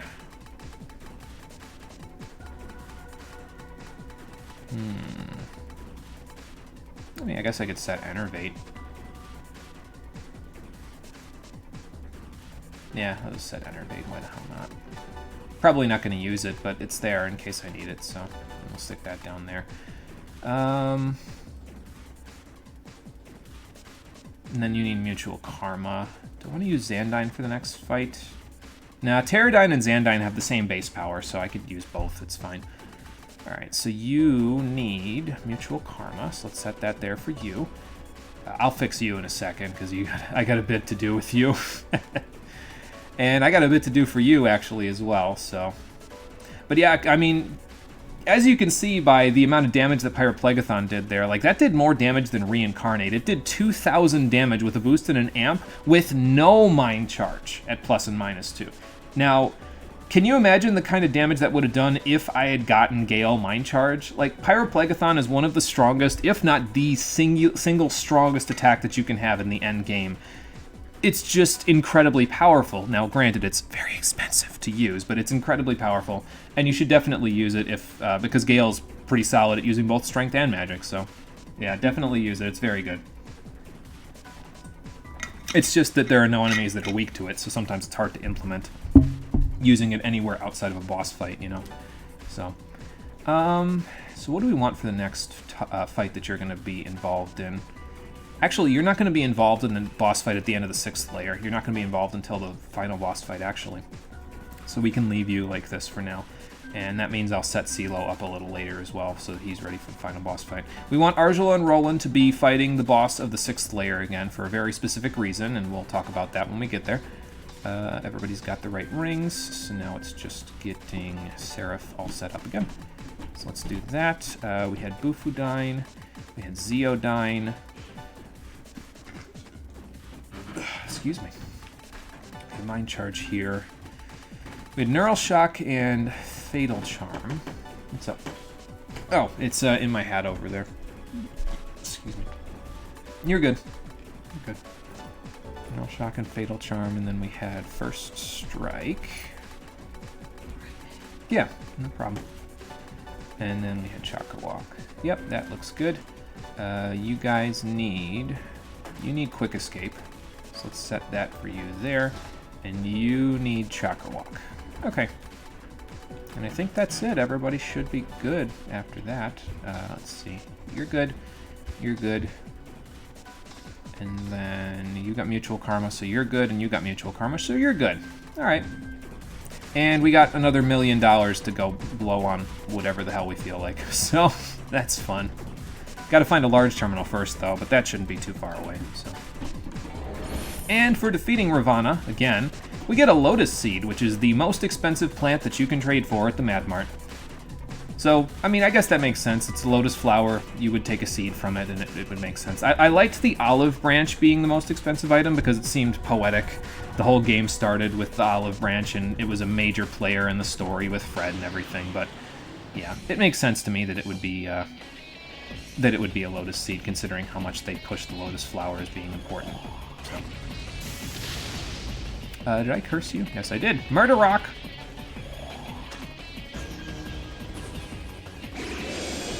I think the 6th layer is actually the best layer to get the primary stat data from the enemies if you are looking for those. I think all of the enemies that drop like power data, magic data, vital data, luck data, and agility data, quick data in that case, are all here. So if you're looking for that stuff, this is probably the best layer to do it. Now that being said, this layer is bonkers in terms of its difficulty in some cases, but We'll pick it apart a little bit at a time. It's no big deal. The difference, as you can see, is with the camera and with the layout. So, how does this all work? Well, it's a big maze. It's just a absolutely gigantic maze that we have to go through, and I will kind of show you what I mean in just a little bit. First, let's get rid of these guys. Oh, nice. Double Charm. That will help. I think you nullify Silent Howl there, Mr. Barong, so instead of that, I think I might Power Charge. And then I think Xandine works on you. We'll find out. Yeah, it does. Okay, good. Let's Neural Shock you now. And now I won't get to use the Power Charge, but that's okay. We don't need to. Alright. Yeah, let's go check over here first before we go anywhere else. See where these places lead. Can grab some more treasure while we're at it. Get some hero rations. I keep disconnecting and reconnecting to my own chat on my phone. Is anybody else having any disconnecting issues there? I hope not. I hope that's not indicative of anything happening with my internet. I don't think we've dropped... We dropped a few frames so far on the stream, but it's not like a significant amount. It's like 200 frames, so nothing new there. That happens occasionally. But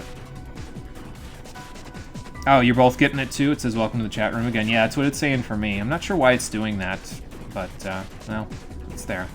Okay, this is the last large data node in the game, so if you want to go back and teleport and get all your stuff, it's probably a good idea to do that. I'm going to go back to the surface, and we'll sell some stuff, and we'll probably buy some more loot boxes. Yeah, Twitch is probably just having a hissy fit.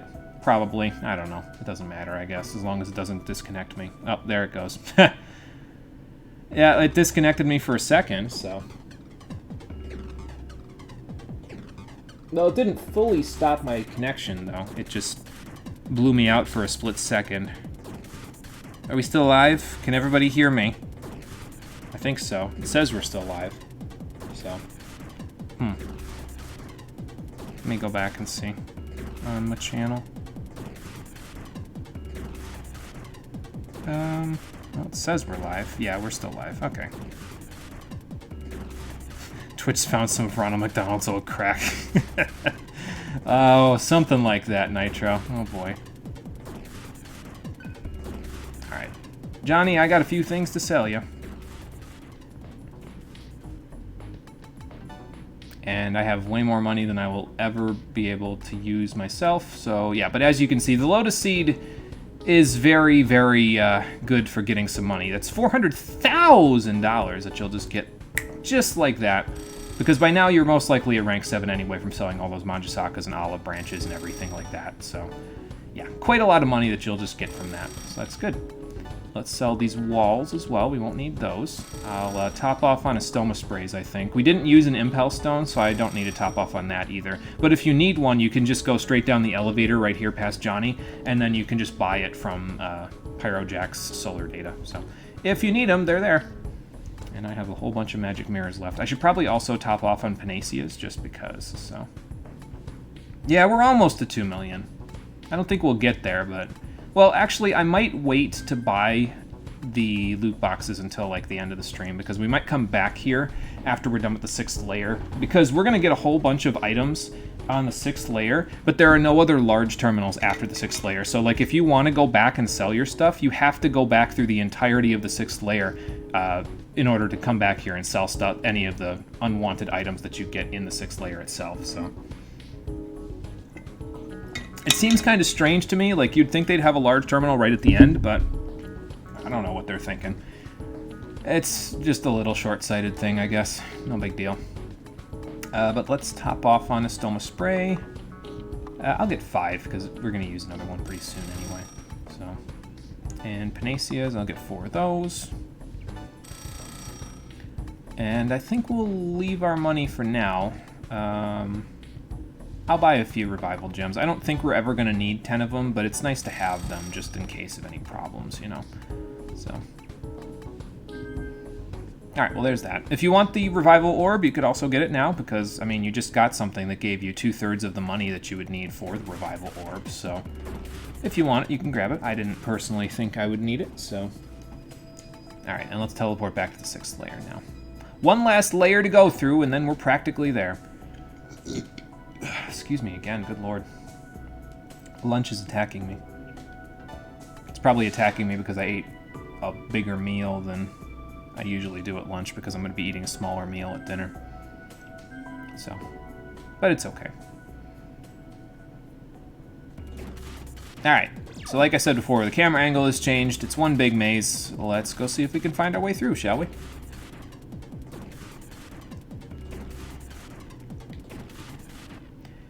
For right now, it's pretty, you know, not so intense. It's just kind of like one path. Maybe there's a branching path that takes you to something, but it's not too bad for now.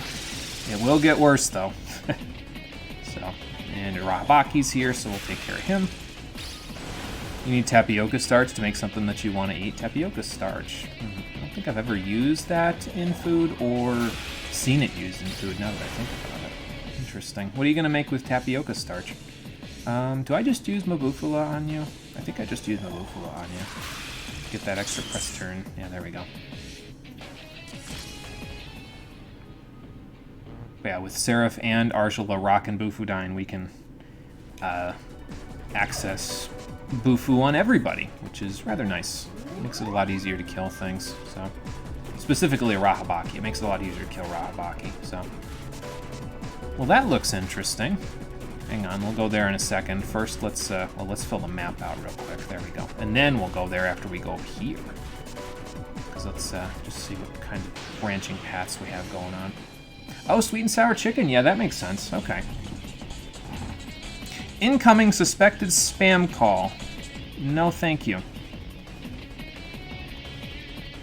You can decline whenever you want, phone. There you go. Thank you. You know what that was, right? We just lost internet connection, and now I get an incoming suspected spam call. I'm going to get conspiracy theorist on you here. That was a hacker saying, I just hacked your internet connection, and I funneled it so that you wouldn't have a solid internet connection. If you want to have your internet connection back, you got to pay me ransom money. Oh, boy. Yeah, that's probably what it is, Nitro. It's probably just about my extended car warranty. I love getting phone calls from those people. I love it so much, I never answer them. Anyway. Ow. Okay, so that's probably the worst trap chest in the game because not only does it deal damage to you, it also mutes your entire party, so that's fun. But, well, we can fix that. We'll just set Clause D for a quick second on Argila. Stick that right there. We'll use a dismute, which this is why I carry so many of these things. There we go. And then we'll have Argila fix that for everybody else. So that's fun. First, let's do this, though. And then 1, 2, 3, 4. And she'll get it back in just a little bit. And now we set Bufudine back for her. There we go. Let's use some hero rations on Seal and Gale, just in case we need their help for something. And back we go.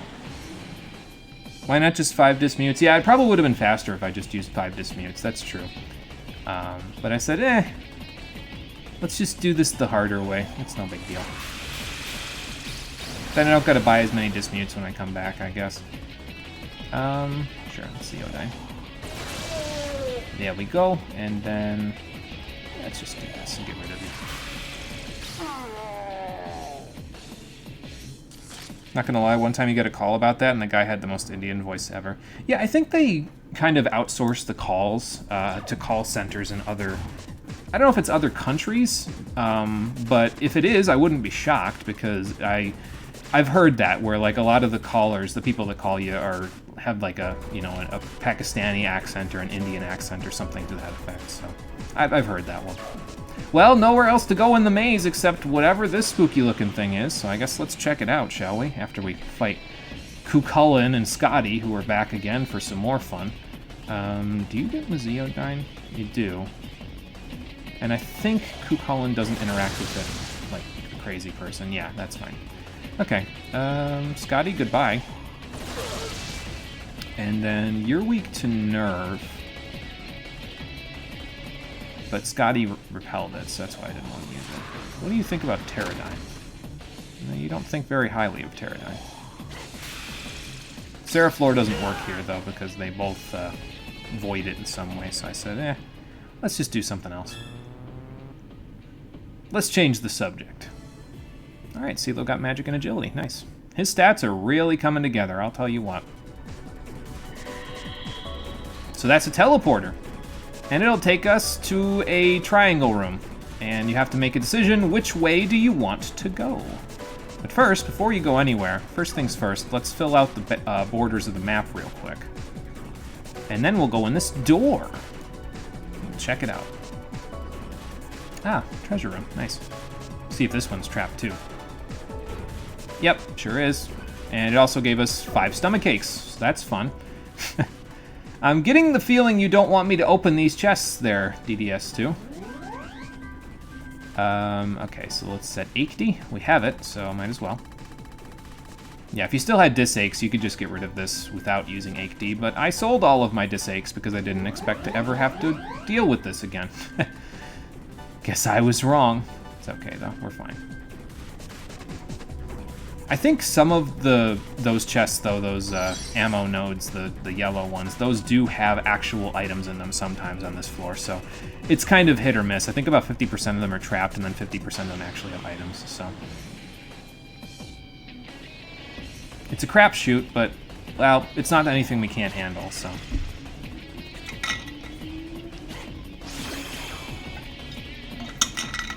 Now, I think... if I recall correctly, in this teleporter room where you have to make a decision between the left or right teleporter, I think the way that it works is you want to go in the right teleporter in this first room, so we're going to see. If you go in the wrong teleporter in any of these teleport rooms, spoiler alert, there's going to be a lot of these by the time we're done with this floor, it just takes you back to the beginning of the last section that you went to, so it's not usually too big of a progress, like, buster, but... it's not too bad. So basically what's going to happen, the 6th layer is one gigantic maze floor that goes all the way around like this. And in the center of this gigantic maze floor is going to be a whole bunch of these teleporter rooms where you'll have to basically look in the treasure room that's next to it and then pick a teleporter to figure out where you want to go. So, we'll do that.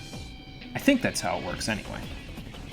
I might have to go find out eventually and see if there's anything interesting. There's a specific ring that I want to get on this section of the floor. If we don't get it, then I'll know that we have to go through one of the other wrong warps, basically. Excuse me, in order to get it, so...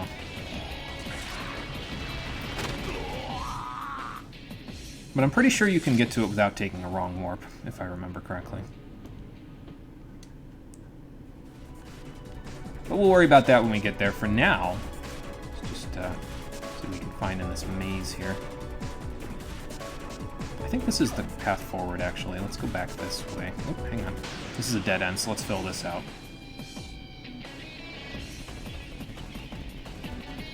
But yeah, they'll start throwing the book at you in this area. All the hardest encounters around, other than Kingdom, because he's not too hard with Seraflor.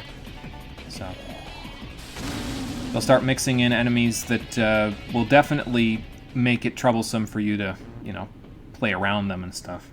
So, and if you don't have First Strike, it might make things a little bit difficult in terms of the fact that they'll be getting a lot of first turns on you. And that's just no good, so... Try to have First Strike if you can. That's why I mastered Maiden on Sarah there way back in the day, even though it seemed like a strange thing. It actually had a specific purpose, and I'm glad that it actually has come in fairly handy for us so far. How about we Fatal Charm?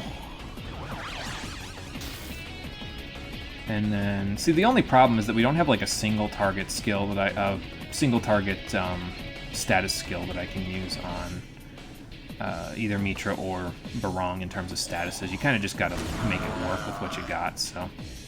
I'm going to mid-D around and actually get rid of that Skull Cleave that we got there. Throwing the book at you, not just everything in the kitchen sink. I mean, practically, yeah, it's everything in the kitchen sink too, but, you know. We'll make it all work. The skill set that we have, though, should work out pretty solidly for us in this area. We should be able to make it without too much difficulty. Gonna knock on wood to make sure it becomes so. The only major problem that I see us having is if we encounter a whole bunch of encounters with either Parvati or... what's it called?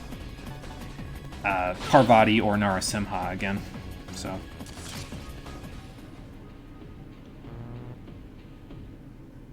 And then there's also Jack Frost. I'd like to encounter Jack Frost again, but, well, judging by the fact that we haven't seen him in a little bit yet, it might be tricky to see him. Oh, good. We got an ambush and we got that. Well, that makes it a little easier at the very least, because he hit our Void Fizz Shield with his power-charged Bloodbath. Get fucked, Arahabaki. Alright, well, let's do this at the very least. And then we'll have Argila transform as well. And we'll see if we can make this work. I don't think we can, but I'm going to try. Okay, yeah, that won't work too well. But we can at least transform Roland and see how it works. And there's Death March. Ow. Yeah, as you can see, and it can hit as many as 2 times, as it did with Argila right there, so we have just enough HP now where we can live that, so... But don't mess around with it. Arahabaki can, and sometimes very well will, just murder you with Death March if you decide to piss him off, so that's fun. Nothing over here, okay. But there's a door over here, so let's go check it out, shall we? I don't think I want to fight this one, though. Yeah, fighting Berserk battles, almost never worth it, so... Don't even worry about it. This floor sucks. Can you imagine how much worse this floor would be, though, if I hadn't done all of this work to make sure my mantras were just right for all of this? Like, if you came in here unprepared, blind, not knowing exactly what was waiting for you here, you'd probably get a few game overs. I know it took me a long time to get through this floor, when I played this game previously, because I just plain old wasn't prepared for everything. This was where I finally decided to say, yeah, I'm gonna go back to the 3rd floor and go on that one area where I said, yeah, I can just go grind a whole bunch because I can just walk back and forth with the magic read on. So this was the floor that broke me and said, yeah, I'm gonna go back and do the grinding. I usually don't like doing grinding, but in this case, it's easier than trying to do this floor without a dedicated setup. It's just easier to do it this way, with your setup all done already, than trying to do it the other way. so.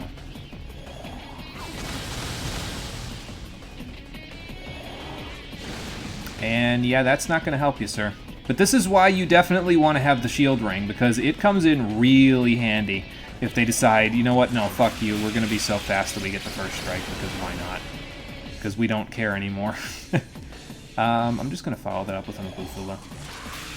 We'll top everybody off after the fight.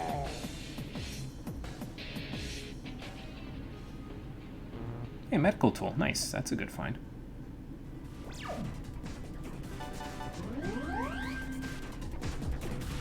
So now you can kind of get a little bit of an impression of the floor layout once we get here. So yeah, there's going to be a bunch of rooms that are just going to kind of circle around all of the teleporter rooms, and the teleporter rooms will all be in this central structure here. Our eventual goal is to get to the top right corner, but it's going to take a little while to get there. But we're going to have a little bit of help, at the very least, for the next boss fight, because if we go through here and grab this chest, this one is real, and it has the Synchro Ring in it, one of the best rings in the game. It's probably on par with the Change Ring in terms of how nice it is for boss fights. Let's take a look at it, shall we?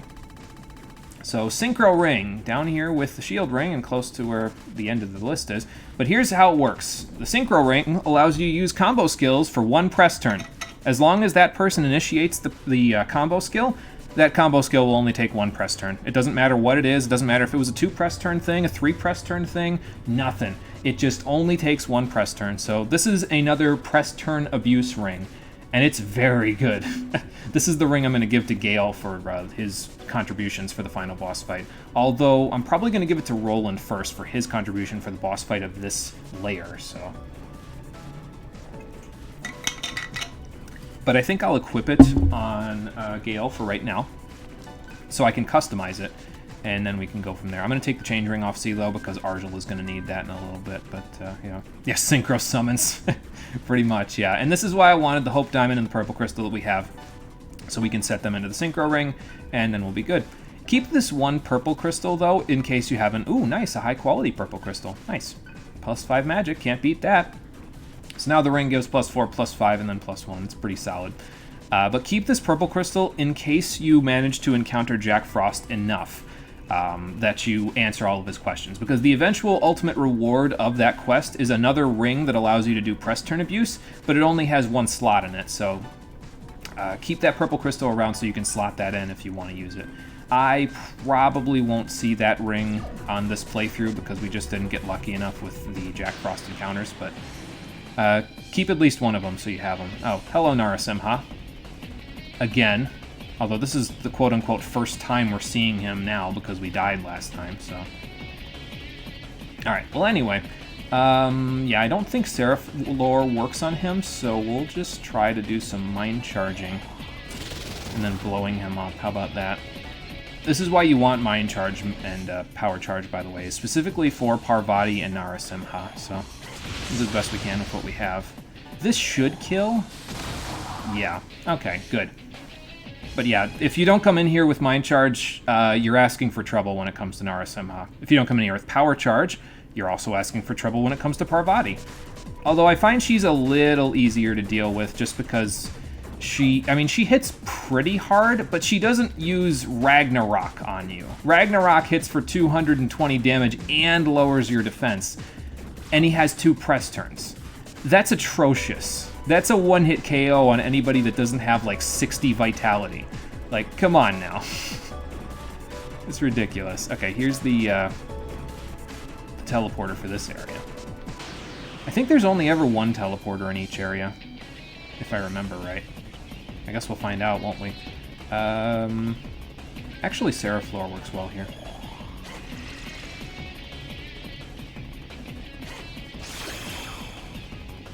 Yeah, that worked pretty good.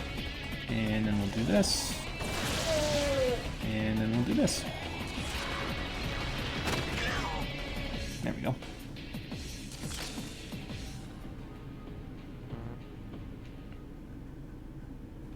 Alright, moving right along. Let's see what we got over here.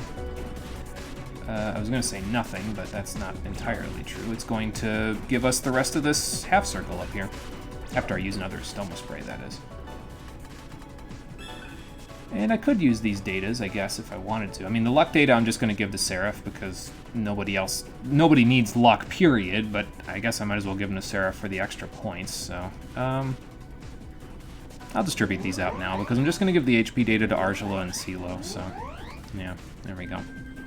It wouldn't be a bad idea to give them to Roland or Gale because they have Vile Blade and that gets more power based on your HP, but I don't think Skull Cleave has that effect. I don't think Skull Cleave has more power based on your HP, so... And since that's their main skill for boss fights, it's like, we don't need it that badly, you know. What do you do, sir? What do you like and dislike? I think Bufudyne's okay on you. Sure is. Bah! Gotcha. Use those saw blades, Roland. Hit him with the buzzsaw. Okay, and then there's this, which is just a bunch of treasure. That's good. I'll take it. Some more vital data, that'll help. And there's 3 treasures, nice. What's this one got? One of them might be trapped though, but we'll see. A Soma drop, also good. And this one has 2 wild bombs. Okay, well that helps. We used a couple of them so far, so that'll make a good difference. So we just got to get back into that square room up there to keep going here.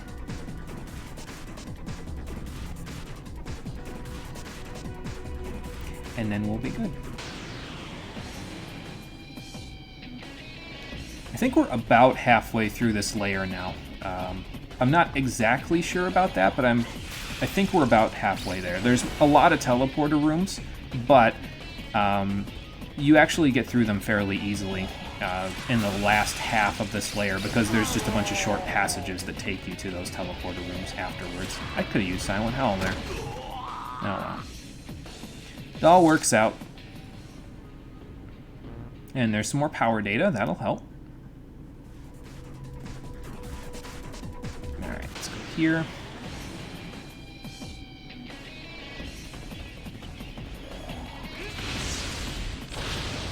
Aren't you glad I got Force Resist? Now, that wouldn't have actually hit Argela there because, well, she dodged, but yeah, we have Force Resist now, so, and we can actually set it, so that makes it a lot easier to just completely dodge any problems that Cuchulainn tries to cause for us, which is good. And I'm not used to Scotty actually taking physical attacks because she kind of nulls them in Nocturne, but, well, it's fine, whatever. We will make it all work. Have some Neural Shock, friend. There you go.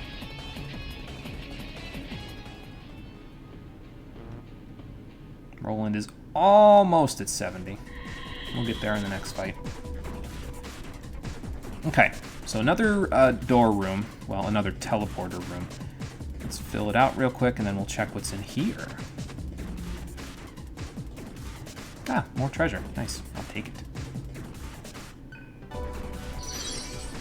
You want to always check these rooms, though. Oh, there's another purple crystal. Well, not that I really need it, but it's there if you want it. But you always want to check these rooms, because there was one time when I played this through myself the first time where I didn't check. I didn't know there was a door behind me, because I didn't look at my map before I went through it, before I went through the teleporter. And I ended up having to go all the way back through this area just to see what was in that door and find out it was just a little bit of treasure, so... It's better to just raid it all in one so you can move along with your life afterwards. Now, if I remember right, the first one is the right teleporter, and then every other one after that is a left teleporter, so... And I don't want to take the other teleporters, because then if I come through here myself later on, I'll just confuse myself about where I'm supposed to be going. Like, if we go back to the saved large data terminal after this, and then we come back to, like, the surface, and then we come back here. If I have a whole bunch of stuff there, I'll just confuse myself about where I need to go, so... Well, that wasn't very nice. There we go. Take care of that. Oops.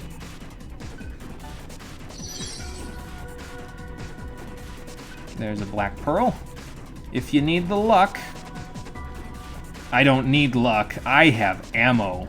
So, I'll be good. Let's see. And, yeah, Wicked Curse won't really work for right now until we get rid of ye old Mithra in the middle. here. At least it's not Malcolm in the Middle, I guess. I never actually watched that show, to be honest. Wasn't much of a Nickelodeon kid. Watched more Disney Channel and Cartoon Network than Nickelodeon. It was just a matter of which channels were on when I was in the room, that's all. Hey, strength and vitality for Roland, nice. That will work. He's going to be using that strength in the next boss fight, so it'll help him out. Nothing over there. I was kind of hoping that would be a Jack Frost fight, if I'm being honest with you. Either that or an Omoe Khan fight, because then I could demonstrate what happens when you try to use multi-target skills on them, or Almighty. Both of those I think would be eye-opening. Yep, teleporter's right here, so let's go check what's over here first. Well, at least they're letting me run away a decent amount here. Cartoons are weird now. I haven't really heard any really, like, solid cartoons at this time. The last cartoon that I've heard a lot of people raving about was, I want to say Gravity Falls. I've never watched it, but that was a while ago at this point. I think that show came out in, like, 2012, 2013, somewhere in there. But that was the last one that I really heard a lot of good about on the internet, so. Let's see. Let's fill this section out, and then we'll check what's in that door. Boy, I hope Mercedes-Benz doesn't mind that Digital Devil Saga 2 put their logo in here. No, that's not the complete section here. It actually ends up being the Star of David, which is much better, of course. But, yeah, it ends up being Star of David, not just the Mercedes-Benz logo. Oh, hey, Rahabaki, what's up? You, a little confused, buddy? You look a little confused. Boy, Gakasik! I don't actually know if that's what he says in Nocturne, but that's what I think he says. Anyway, it's just an Arahabaki fight, so let's just blow him up with Bufudime like we've been doing for the past 2 floors, so 2 layers. Yeah, Gravity Falls did end a while ago, so not really gonna, you know, be something to to talk about anymore. Yeah, pretty much Reggie talk, yeah. I just think it's kind of funny that they translated his dialogue there as Japanese emojis, basically.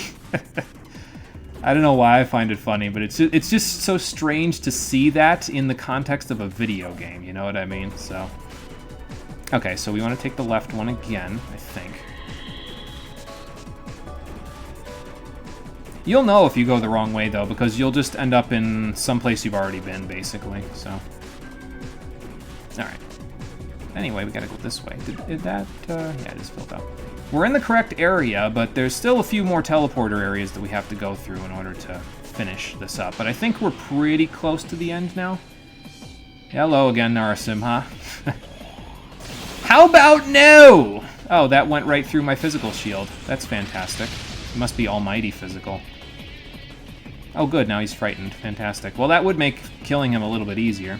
I was kind of hoping Ragnarok wouldn't work, but, well, if he does that and then still can't use his physicals afterwards, at the very least, that makes it a lot easier to kill him, because then you can just void that altogether, you know. Bye. Is that room really just a trash mob fight? Yes, yes it is. They just put that there to cuck you. Or get you some vital data, depending on how lucky you are. So, I'm going to use some hero rations on CeeLo and Gale again. There we go. But yeah, this is eventually where we want to be, but we need to get to a different hallway here. This part is not the hallway that we need to be in order to get out of here. So, how long is all of this taking? I thought we were almost out of time before God reassimilated all of the solar data. Yeah, it seems like it's kind of got like a Namek Saga type of a time scale here, where it's like, in 5 minutes the planet is blowing up. Do you know what a minute is? Because I don't think you do. It's that sort of a thing going on here. But it could also be that time is being dilated while we're here in the sun because of all the malignant solar noise. I don't know. It isn't really ever fully like explained how much time passes here. I would assume it's not much time. I mean, it's taking us hours in gameplay to get through here, but I would assume it doesn't take an incredibly long amount of time to get through here. So. But yeah, the sun was basically almost up. Like, if you go back and watch the video where we were in the HARP facility and we were sending our data to God, the sun is literally rising directly in front of the HARP facility, so that's not good. Didn't the Ocean dub of DBZ just purposely pad the runtime of episodes? Was that the Ocean dub? I think I was quoting DBZ Abridged, but I'm not 100% sure there. But yeah, the Ocean dub, I think, did just do a lot of padding, because it wasn't just like... They changed up some of the episodes, too, if I remember correctly, in the Ocean dub to make it so that it padded for time, because they needed the time in order to translate everything properly, because they were only a couple of weeks behind, I think, the Japanese dub at the time. Okay, but they gave us a little break and gave us a small data terminal to save our game here. And what I'm going to do, since we have that opportunity, is I'm going to go use the restroom before we move along here. Like I said, there isn't too much left of the 6th layer to do, but we still got a little bit of a ways to go, so I'll take the opportunity to do that in just a bit. But I'm going to go use the restroom before we do that, and I'll be right back. Enjoy the music while I'm gone.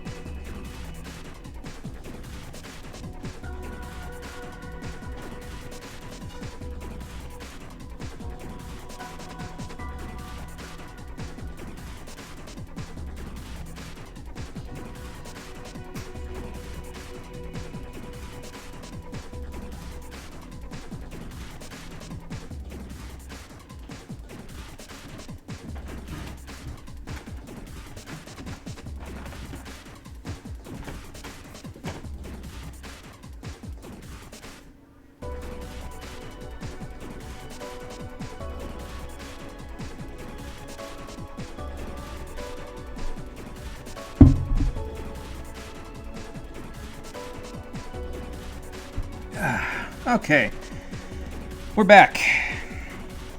Let's see. Translations were not as fast back then as now too. People subbing anime hours after it comes out. Yeah, it took a lot more effort back in the day. It took a little bit more time for sure to get it all dubbed out so everybody can listen to it in their native languages and stuff. So, yep. Anyway, that will take care of that. Let's keep going with the 6th layer. And I think, again, it's going to be the left portal. I'm pretty sure, like I said, it's the right portal for the first one and then the left portal for all the rest of them. So, but if you end up someplace you've already been, then you know you've gone the wrong way. So, well, there goes my Estoma spray. That's okay. There we go. How is everybody doing on vitality? And you got 47 minus like 2, so you got like 45, and you got 42. I should probably give CeeLo the vital data. Probably be more useful for him. Whoa, oh, hang on. That looks like the way that we're supposed to go, so let's go this way first. Aha! I found you! Finally! I'm down, let's do this. Okay. What I'm going to do for this part is I'm actually going to go on my computer. And I'm going to look up the Jack Frost FAQ. Because I don't want to miss any of these questions, so... Actually, you know what I could do instead? Is I could look it up on my phone and then just look at chat on my computer screen, so... Love how Excel Emblem is galaxy braining with his ruthlessness. I haven't been watching the Awakening one, to be honest with you. I know how this is going to sound, but I'm kind of disappointed that he's not doing an Iron Man on Lunatic Plus. And I know what I'm asking for there. That's way too much bullshit because it's Lunatic Plus. But, I don't know, it feels like there's something missing. You know what I mean? So, I'm pretty sure this question, Mick the Slug's Atma, is Solar Eclipse, but I want to make sure before I say it. Okay. Yeah, we've got to make sure that we get 20 questions correct here just to give us a chance at seeing what happens when we finish all Jack Frost questions. So, how many times does Surf shoot his handgun in the opening movie? So he shoots it 4 times after rolling, but you also have to count the 1 time that he pulls it out of that statue's hand and shoots the guy there. So he shoots it 5. The Hip Hop Brothers belong to the Solids, I believe, but let me check on my little guide. Yes, 5, you are correct. Hip Hop. Yes, the Solids. Let's see. Which item can you sell to the Mad Mart? That would be plants. You can't sell ammo or karma rings. I don't even need to look that one up. Yeah, shot the head off, pretty much. Yep, shot the head off and then shot that other one of the soldiers with it. And then he shot 4 more times after that, so. Adil gave you the hacking disc, the frigid shot, and 2 medical kits. Let me make sure of that, though. I'm like 99.9, but... yes, 2 medical kits. Which item restores the most HP? Medical tool is 300, hero ration is 300. It's HP data, right? Hang on. Yeah, rice, indeed. He stores.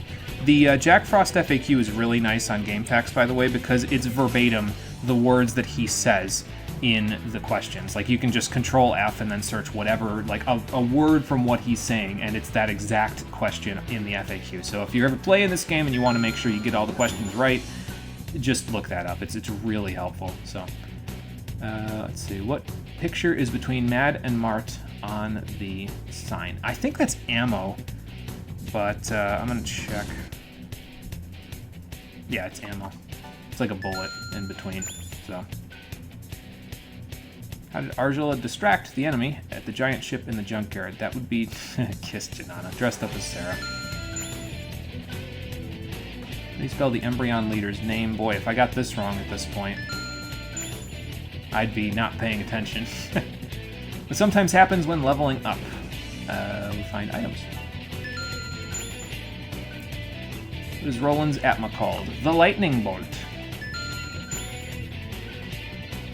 When you're stunned, your accuracy drops, but what else happens? Defense drops, but I'm going to double check that. Stunned. Yes, it is in fact defense drops. Which skill here does not cause poison? That would be Wicked Curse. What skill does Kumbanda use? That would be Black Bind. What happens if a wild card is used? Attacks with almighty damage. What race is he? I believe he's a brute, but I'm not 100% sure. Or no, a nether, right? Yeah, Nether. Brood is like something else. But he gave us power data for it, so that's not too bad. Where is CeeLo's tribe color located? That's a good question. I haven't been paying attention to that, so...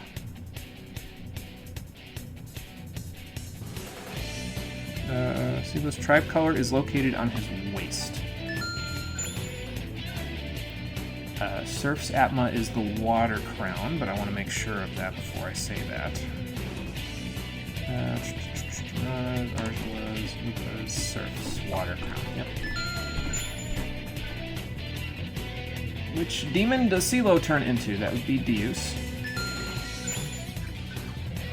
Sarah is a lot of things, but which is she not? She is not Angel.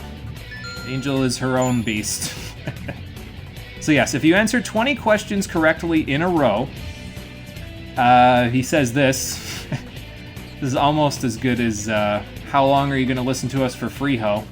We have 22 questions left, which means I need to encounter him 2 more times in order to unlock what happens when you actually finish this little side quest. I think I did look at his waist to see the orange, but I don't think I looked at it often enough to actually, like, commit it to memory, you know what I mean? So, alright, well that's 1 out of the 3 encounters that we need with him, so hopefully we'll encounter him a few more times. You just have to get lucky in terms of spawning him, unfortunately. There's no, like, way to increase his spawn rate. There's no ability that you can equip or anything to that effect, so... It's a little unfortunate, but that's just the way it is, so... I feel like I have whiplash now because I just spent 10 minutes inside of that encounter. It's like, okay, now I gotta go back to actually playing the game. Let's see here. Let's do a Zeodyne. There we go. Ooh, and I got a shock. Goodbye. Yeah, it would be nice if you could kind of manipulate his spawn rate, because that would make it a lot easier to finish that quest in some way. Like, maybe make it an esoteric node or something, you know? So that way it would increase the chances of encountering... Like, maybe make it like rare find or something, where it's just an increased chance of encountering rare enemies when you have it equipped. I don't care if it costs a whole bunch to do that either. Like, just put it on there somewhere to make it easier for you to spawn those enemies when you want to, you know? That side quest has the worst chance of being finished. Yeah, I know. It's not very likely, unfortunately. How about we heal real quick? There we go. Okay, so yes, the other way was, in fact, the way forward. But I think there's a door over there, and usually what a door means is that's a little side area that's going to have some treasure in it. So let's go see if we can find that before we go find the actual teleporter here. Oh, Parvati! Hello, again. Now, the most likely person to die from Parvati's shenanigans here is going to be Roland, because he has the lowest magic out of anybody in the party. Argela can usually last pretty okay, and Seraph can definitely last just fine, but Roland sometimes might take multiple hits from them, and it'll just hurt like a bear, so... I want to get power charge off, so I'm going to pass first, and then I'm going to try to just poke her. There we go.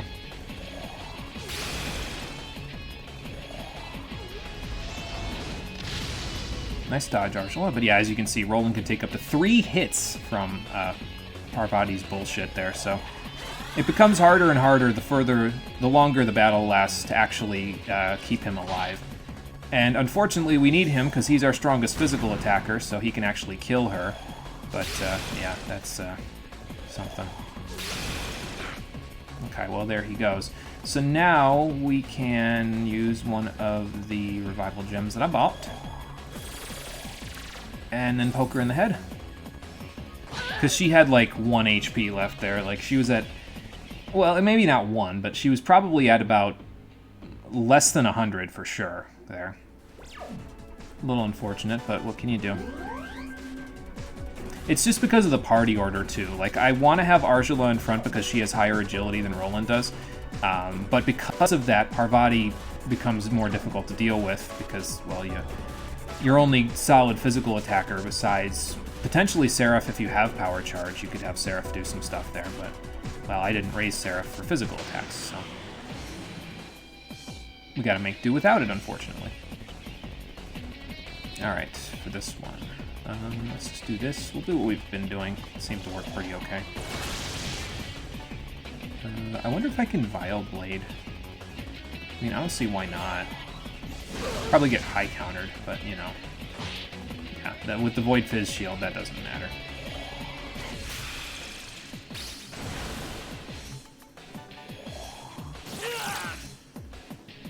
Okay, that takes care of that. Let's fill out this little section of the map, then we'll go through the door and see what's over there, and then after that, we will head through the teleporter. Nothing over here. Okay, that's fine. This looks like it's going to lead us to the last little section of the circle here, and then probably we'll fill out that section of the map there. Maybe not, because it looks like we didn't fill out any of those sections. But eventually we're going to end up there, if I recall correctly. That's where the next elevator is. And there will be at least one more save point before the next boss fight, so don't worry about equipping abilities or anything like that at the one that we just came from. It's not overly critical at the moment, so... nothing over there. Let's go see what's over here. Hello again, Narasimha. You can encounter these guys fairly often on this floor. It's just, you know, it's just kind of a little annoying sometimes to encounter them because, well, if you don't have the shield ring and mind charge / power charge, sometimes they just kill you, and that's not good. So... Actually, I probably should have just used... Well, no, 362, that did pretty good, so that should, yeah, kill him. I was going to say, I probably should have just used Xandine there, but that's okay.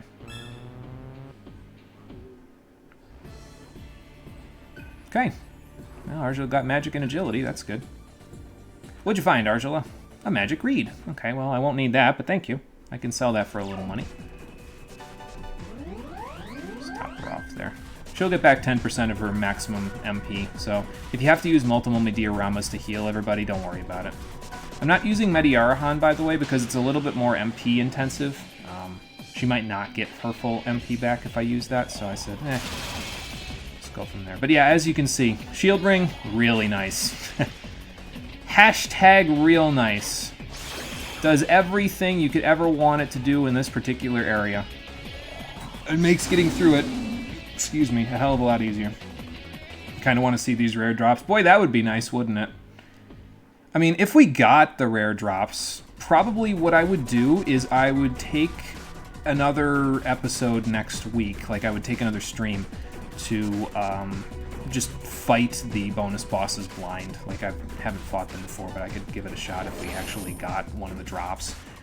And then that would even give us an opportunity to perhaps, like, I could go finish the Jack Frost quest off-screen, but I don't know. That would also be kind of pointless, because if you don't beat, like, if you don't get both of the drops from them, then you can't beat all of the super bosses. So we'd pretty much just be fighting, like, one or maybe two potential super bosses, and then seeing what the reward for the Jack Frost quest is. So, I don't know if it'd be worth it. I would have to think about that one. But it's really not that common to see them, unfortunately. I wish it was. It'd make it a lot easier to, you know, fight the super bosses, but... I suppose they figured, well, you know, the super bosses are super bosses, so you're probably going to be, you know, grinding up for experience and everything anyway. So it's probably better that we make the drop rates really low, so that way, if you're doing all of that and you're trying to get the mantra grid completely filled out, maybe eventually you'll actually get what you want, but it might take a little longer than that, you know. Please don't kill Roland first turn. Thank you. I'm going to use a medical gear, actually, because, well, a tool would probably work. Okay, it'd give us a little more than, what's it called?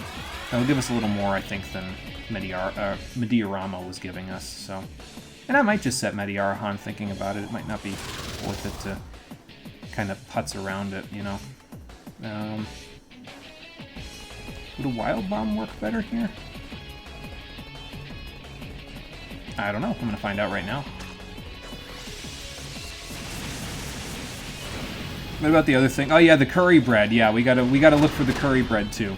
Although I think that was just a joke. I don't think you actually need to bring him curry bread on the other side of the door. I'm pretty sure he was just joking there, because I don't remember there being a quote-unquote curry bread item anywhere, so. I'm just gonna do this. And then I'm going to do this and hope it works. There we go. He is going to be mad for us not getting his food. Probably, yeah. He will be rather unhappy with me. So yeah, if you have the same party structure as I do, this would be a case where a physical Seraph would actually be not too bad to have around, because then you would be able to both... I mean, if you had like a mixed attacker, so you had a bunch of magic and you had a bunch of strength, you could get away with killing Parvati and Narasimha in a single turn, which would make grinding up, trying to find their items a lot easier. But, well, I don't have that luxury at the moment. It's not a big deal, though. I mean, I have 50-something strength, but I don't have power charge on Seraph, so that would be the next thing I would want to get if we were to try to grind for the super boss items, basically, is I'd want to get power charge on Seraph so I can smack Narasimha in the face as much as possible. Or not Narasimha, Parvati in the face as much as possible. Okay, another Estoma Spray, probably one of the last ones we'll be using. But yeah, they give you all this good stuff in this area, and then they don't give you a large terminal to let you freely teleport in and out of here. Like, you have to go through the entire maze again if you choose to teleport out of here in order to sell off all of your stuff, basically. And that's just odd. It feels like a weird choice. Like, why did you give me all this stuff then, you know? Okay, well, there's another save point here at the very least. That's pretty good. I will use it. But we'll be fighting the boss of the 6th layer today, and that'll be probably the last thing we do. What I might do then is I might teleport back to the beginning of the area. Go back to the surface, basically. We'll sell all of our stuff, and we'll get ourselves all completely ready to go for the final boss fight. And then on the next episode, which will be tomorrow, we'll most likely... it's the left one again, I'm pretty sure. We would most likely, in that case, I would probably say, you know what, we're going to go through the entire 6th layer again, now that we don't have to go through the whole area and find all of the treasure and everything. I know the way to go. We'd just go through it real quick, and then we could get to the final boss fight from there. But I'm not sure. We'll have to see how much time we have here at the end. But it would pad out the final episode a little bit more, which I wouldn't be troubled by. It would also make it a little easier to find Jack Frost the last couple of times, potentially, so... Alright, let's see what's in here. Let's see, gotta grab that, and this little section over here. Hello again, Rahabaki. It's funny, when I was encountering this guy back in the sewers in DDS1, I never really was particularly glad to see him. But now it's like, well, compared to Parvati and Narasimha, I'll take a Rahabaki over them any day. He could drop vital data. He's easier to kill in this one. It's like, yeah, I'll take him over them any day. So, but yeah, as you can see, if you take a look at the room, the center section forms the Star of David. So it's weird, though. It's like one of the only major references outside of like demons to Judeo-Christian mythology in this game. Most of the time, they're pretty hardwired towards the Hindu or Buddhist mythology, but in this case, it's Judeo-Christian for some reason. I don't know. Whatever, I guess that's what they wanted to do. Oh, maybe it is the top left. Or maybe we'll teleport over there in a second. I don't exactly know. I'm not even sure if this area becomes symmetrical, to be honest with you. But I guess we'll find out in a second. Nothing over here.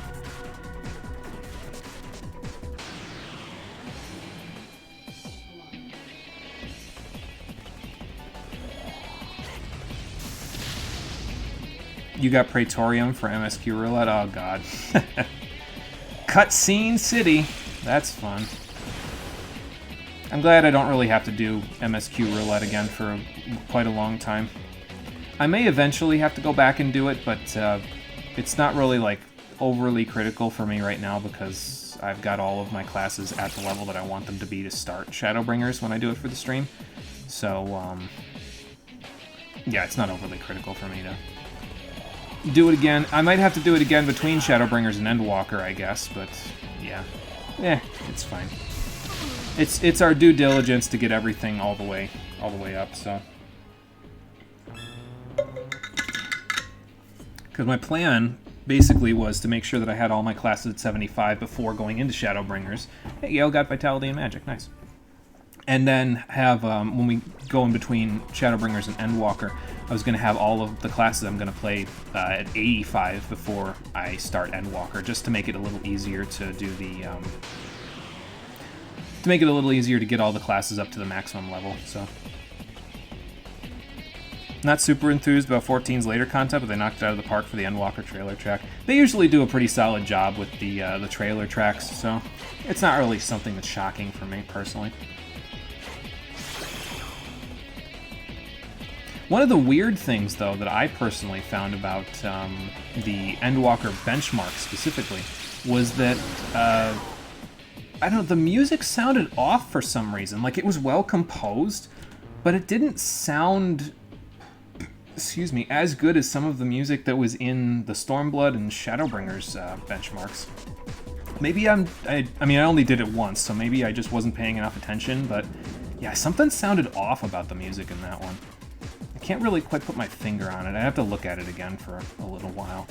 But I only did it once, so I'd have to go back and see.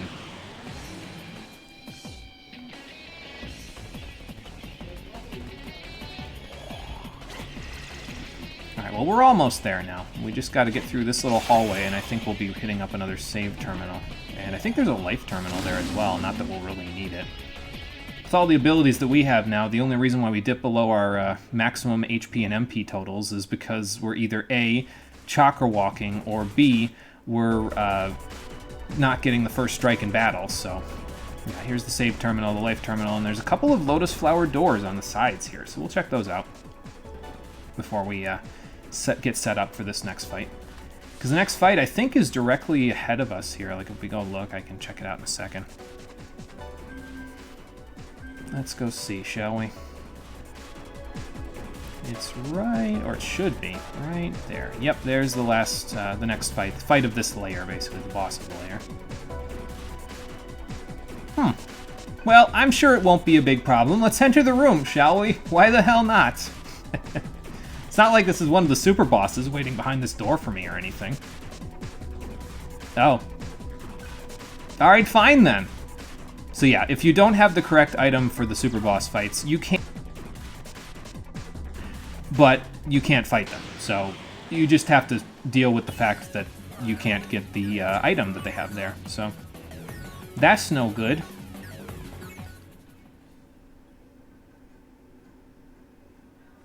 Yeah, I'm kind of hoping that we encounter Jack Frost again here. So I could get him down to 2 questions left, or less than 20 questions left, basically, so we could finish him off on the next episode and then see what the reward for that quest is. So even though we had bad luck earlier, it would have hopefully ended and, you know, come back to us by the time we were done. So let's check out what's in this one.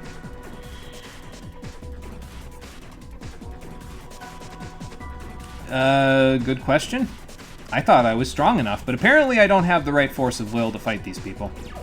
So one of them was a calm voice and one of them was a raging voice. And at one, I mean, with Parvati there's also the fact that Shiva's around here somewhere. Probably that was the raging voice. And that would make the calm voice Vishnu. So those are 2 of your super bosses that you can go fight.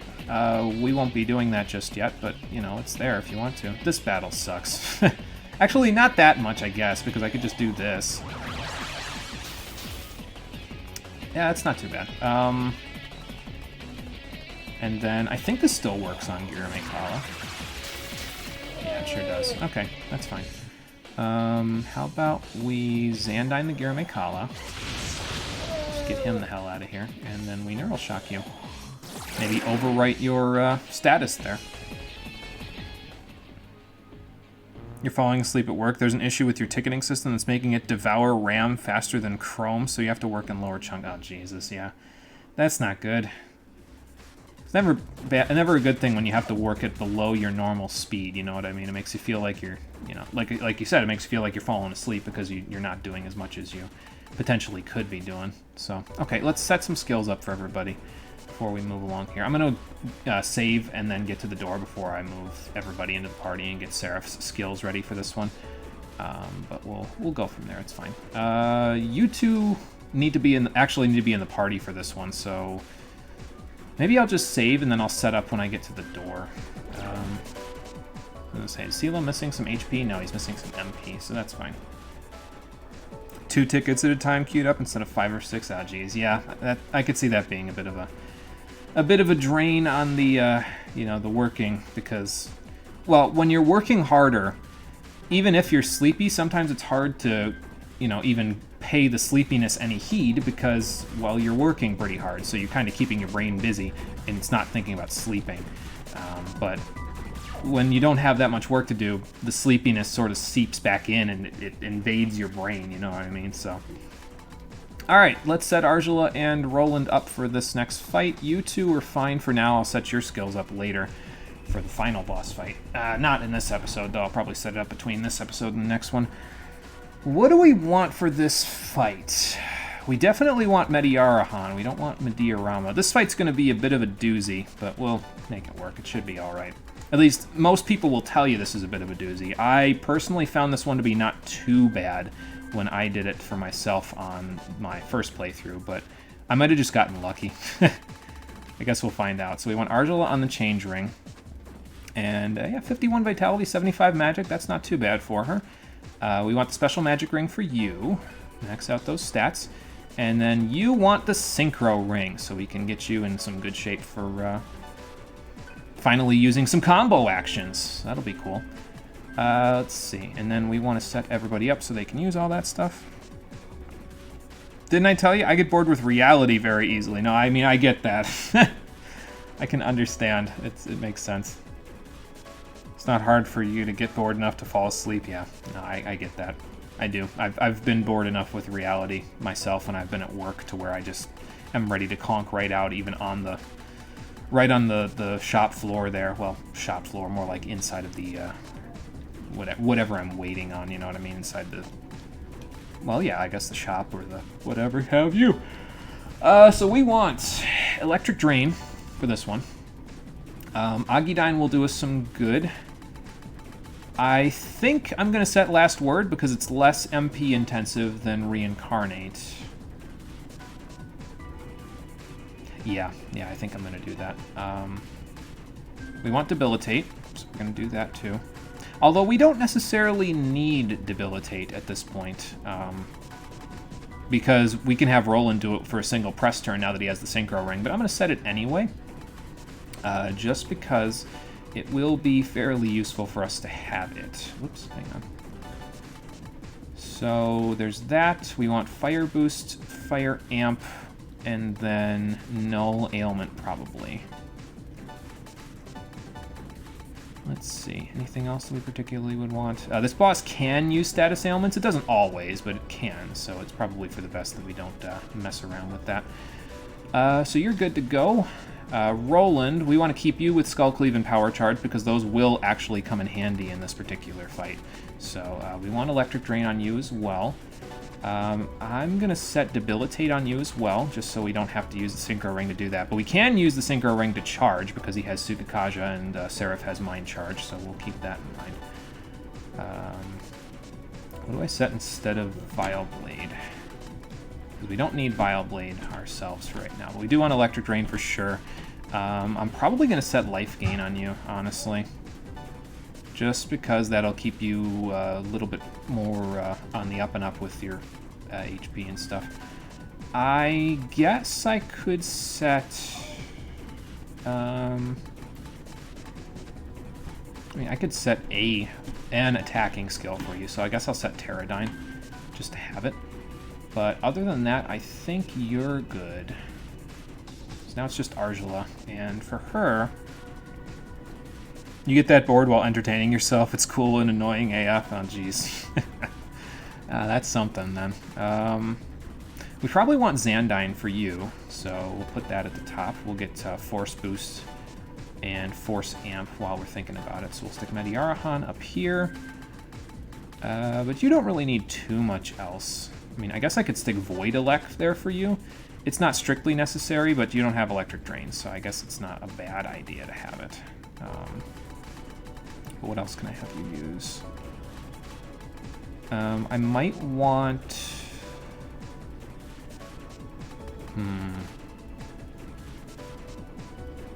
I actually want Mapatra for this fight, to be honest with you. We won't need Force Resist. So, If you have physical resist, it wouldn't be a bad idea to have that going either. I might set Samarikarm as well. This is really just filler, though, because we don't really need a whole lot of this stuff, honestly. And then... Mostly because Argila... In this case, Argila is going to be a distraction again. She's going to be using the Change Ring a whole bunch, so she's not going to be particularly useful in terms of actually doing damage. So I'm going to stick Life Bonus on her there because we need all the HP we can get for this particular fight. But I think we're good. We can charge for 1 press turn on Roland's turn, so that's good. We have Power Charge and a physical attack. We have an Almighty attack that we can use as well. There's phases to this fight, and I'll explain it a little bit better once we get in the door, but I think we're good. I'm going to stick with Patra. No, looks better like that. Okay. So I think we're good. So let's see what waits for us at the end of the 6th layer.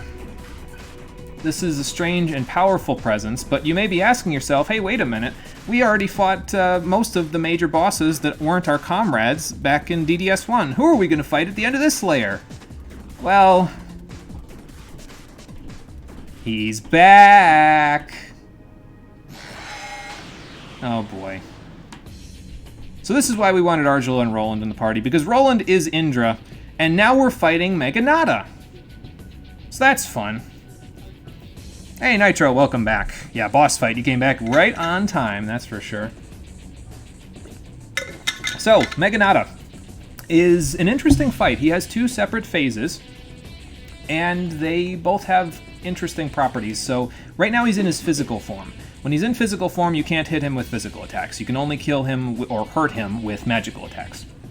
Not a problem for this team, so we'll just do what we can with that. I don't know why I just passed with Argila's turn, but it's okay. Let's just debilitate and charge and go from there.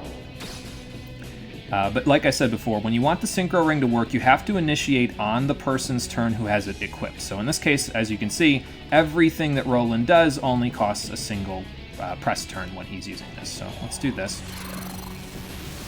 Forgot about him. Yeah, I mean, he hasn't really been a huge part of the story for a little bit. Now, we could have used Void Fizz, but I have a whole bunch of attack mirrors, and they won't really come in handy anywhere else in the game after this, so I think we might use that instead. It's not overly critical, though, because he's going to be debilitated, and we'll be charging again next turn, so... Again, we're going to stay away from +3, -3, because that might activate his Dekaja Dekunda stuff. That is a really long attack animation. Ow. And that still did pretty solid damage, considering we just debilitated him and charged up once, so that's pretty good. Yeah, let's just do this. We'll get our Mind Charge going. Oh, nice. Seismic Shot's finally available. That's good. We'll get our Mind Charge going. We'll charge up. We'll have Argila revert, or transform again. And after that, I might start blasting him. We'll see. Let's see here. Yeah, unfortunately, Argila...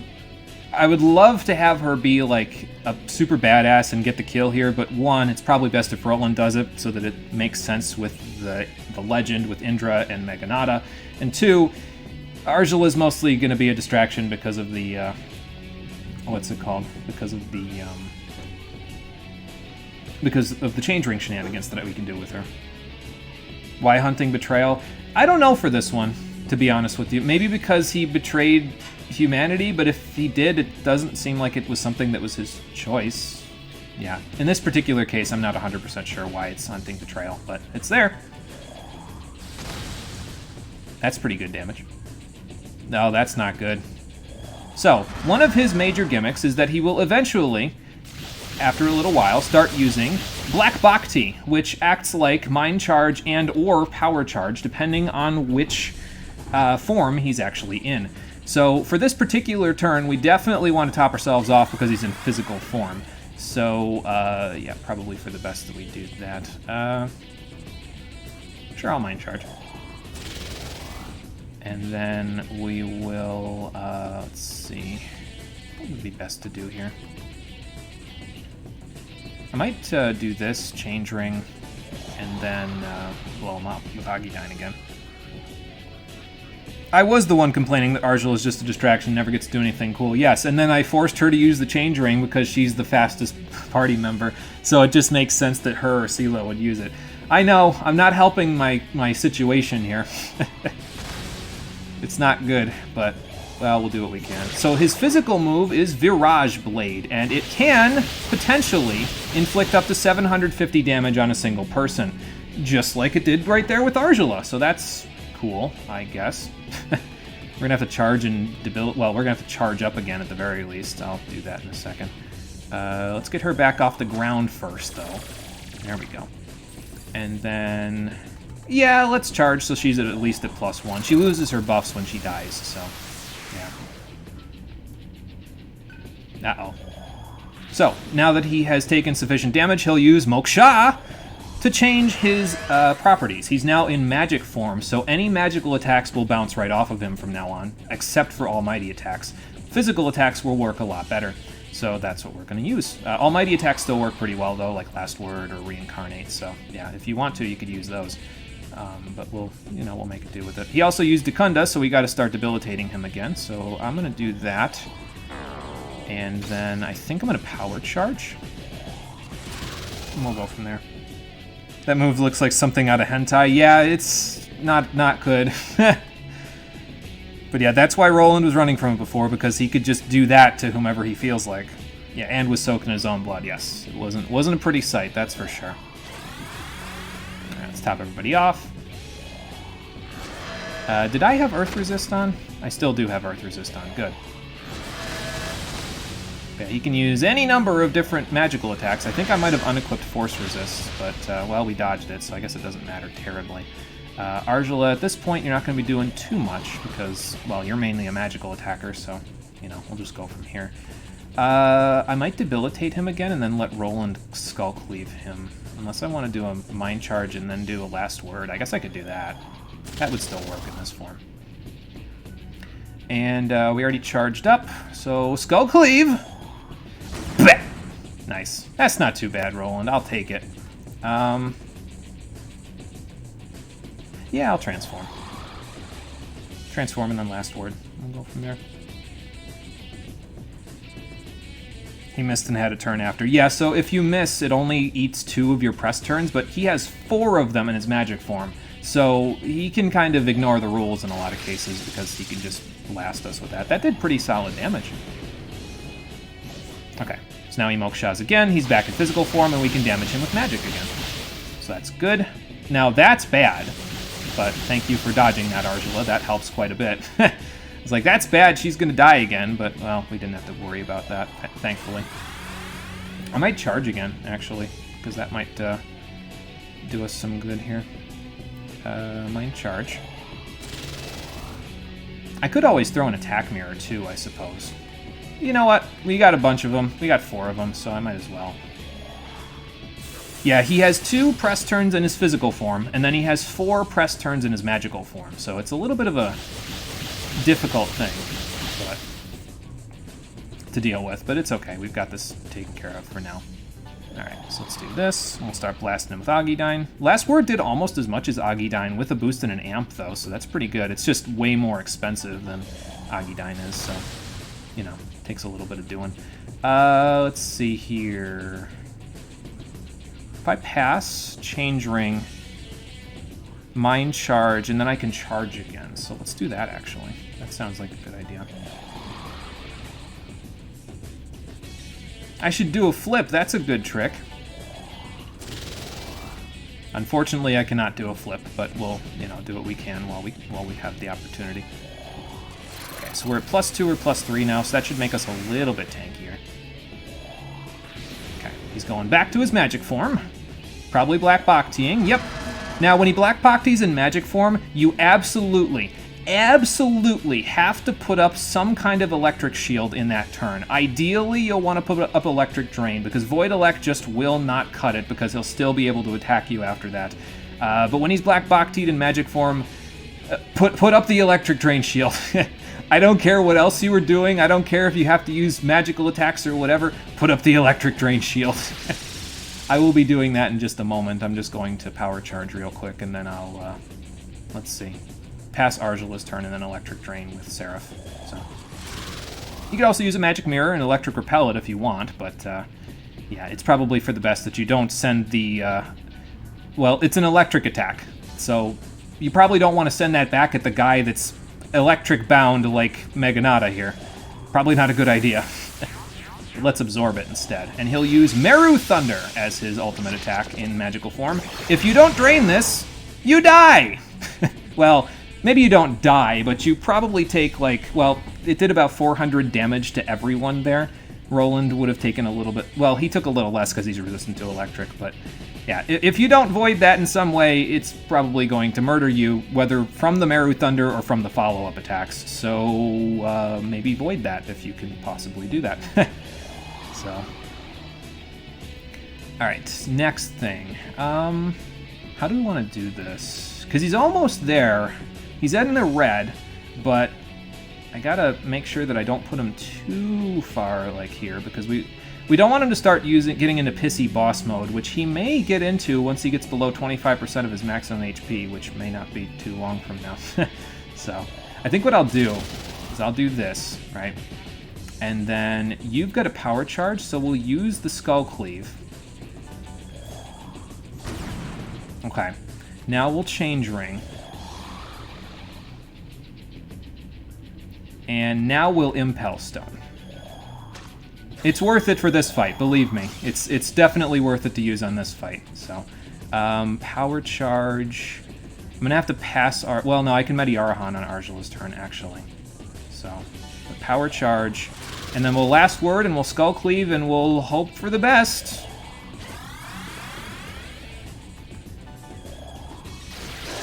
Okay, got him. Perfect. Didn't even have to Skull Cleave, baby. So yeah, probably made that one look a little easier than it actually was as well, but we had a dedicated setup that was definitely 110% ready for him, so yeah. Sorry for trivializing most of these endgame boss fights, I guess. We got $500,000 more from him and a great chakra to fill ourselves back up. That's good. Argela got vitality and agility. That's also good. Yeah, and Roland and Argela don't die again, thankfully, so that's pretty good as well. Oh, another Wild Bomb. Nice. I'll take it. I kind of like it at 40 agility, to be honest. Let's raise strength because what the hell, right? Oh, nice. Complete heal. That'll help a little bit. And vitality and magic for Roland. Both of those are good. And also, well, HP's not great, but I'll take it. It's more agility for CeeLo. Nice agility now. And yeah, we've actually got to kill Meganata this time, so he's gone for good now. Fantastic. Yeah, looks like a great chakra is in order. We just got one, so I might as well. I'll even use some Soma drops on, well, I don't have to use Soma drops, I guess. Excuse me, to top CeeLo off there. So there we go. But yeah, we have almost $3 million now, and we will definitely have that much once we get out of here. But, well, we gotta get there first, so let's set our skills back up properly. I'll leave Mediarahan on for now. It's not, I guess it's not that MP intensive. We definitely want Wicked Curse and Seraph Lore back. So, we'll get that. I also unequipped Force Resist, so I guess that could have come back and bit me if we didn't dodge a whole bunch there. But we did dodge a whole bunch, so that works okay for us. Alright, so you've got Bufudyne and Zeodyne, and Mind Charge goes down here because you had Neural Shock and Fatal Charm, and then we had First Strike and also Chakra Walk. Let's put that there for you. Now for you, we had Vile Blade and you had Pterodyne anyway, so we'll set that down here. I'm going to set Tsukakaja there. Let's put Vile Blade up here. And then you had Power Charge here. I'm surprised I'm able to do all this from memory, frankly. Chakra Walk. Oop, I just unequipped Earth Resist. I'll put that back in a second. I feel like I had something else for him. Oh, Silent Howl. That's what I had. That goes right here where Electric Drain is right now. Oop, there it is. Alright, I think we're all ahead full for now. I gotta set CeeLo and Gale up for the final boss fight, but we'll work on that in just a little while here. So, let's check this room out, shall we? Now, once you head up this elevator, it's not a point of no return, but it is where the final boss fight is. So if you're prepared for that at this point, you could go right up there. And technically, we are prepared for it. I just got to set some different skills. But, well, we're going to have CeeLo and Gale in the fight, so I'm going to probably want to do that. And I also kind of want to go get rid of all these items that I don't need that are clogging my inventory, and probably get rid of a good chunk of this money as well, because, I mean, we have $3 million, so we might as well use them. So...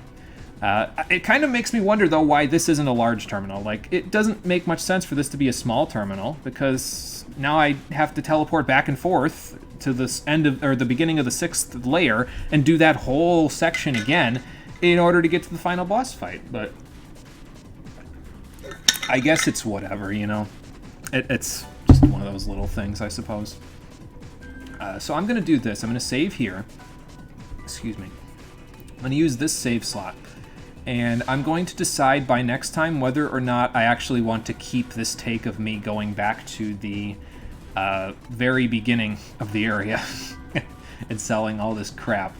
So, because you got a long way to walk back if you do this, but I mean, we can make it, and again, it'll pad out the final episode a little bit if I do that, so I don't think it's a huge deal.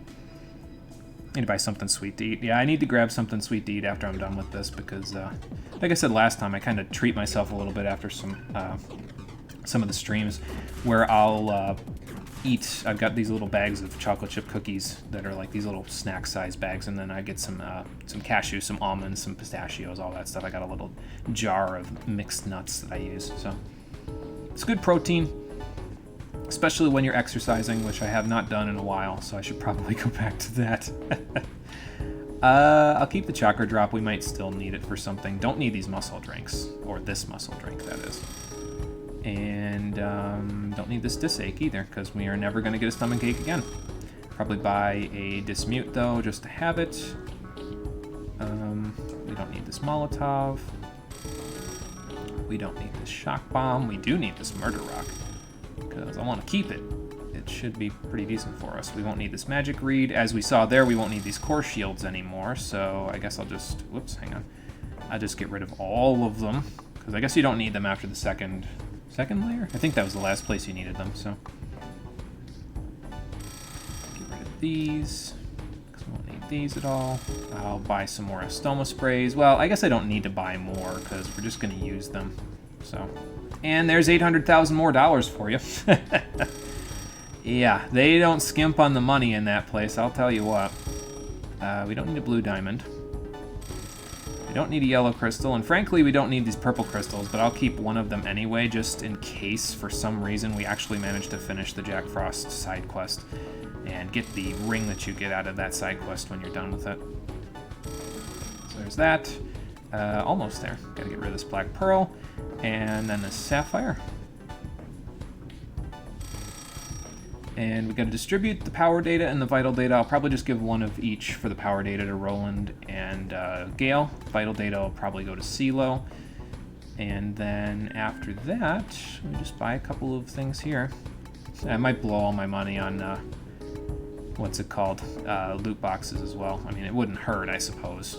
We shouldn't need 8, what's it called, revival gems for the rest of this, so... And I think, other than that, we're good. The only other thing I can think of that we might need... Well, first let's check our points, see where we are at this point. Love how we still have 3 bosses left in Praetorium. It's been so long. Okay, so we made it above 69,000 points. Unfortunately, we didn't end at exactly or close to 69,000 points, because that would have been nice, but... Well, just can't always have what we want, I suppose. Alright, let's go back to Pyrojack. We'll buy an Impel Stone. We'll say goodbye to Heat one last time, and then we'll call it a day before we make our way back through the 6th layer to the final boss fight. This is Pyrojack, right? Yep. Okay. Serious Hee-Ho, indeed. So let me see what Serious Hee-Ho you have. I mean, I don't know if we'll need the Impel Stone for the final boss fight, but it probably will come in fairly handy. We'll make it a little easier to skip through some... Well, there isn't really any bullshit in the final boss fight, but it'll make it easier to skip through some stuff that I may not want to do, so... Heat, it's been a pleasure.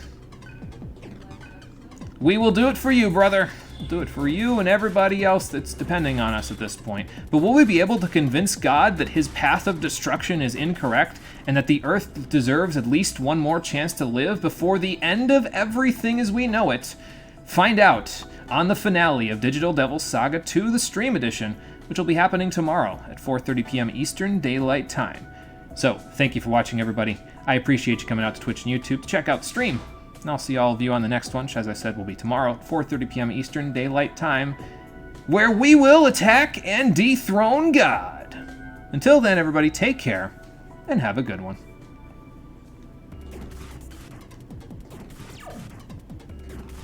Oh, I got a long way to get back. Oh well. Time to go spend $3.5 million on loot boxes.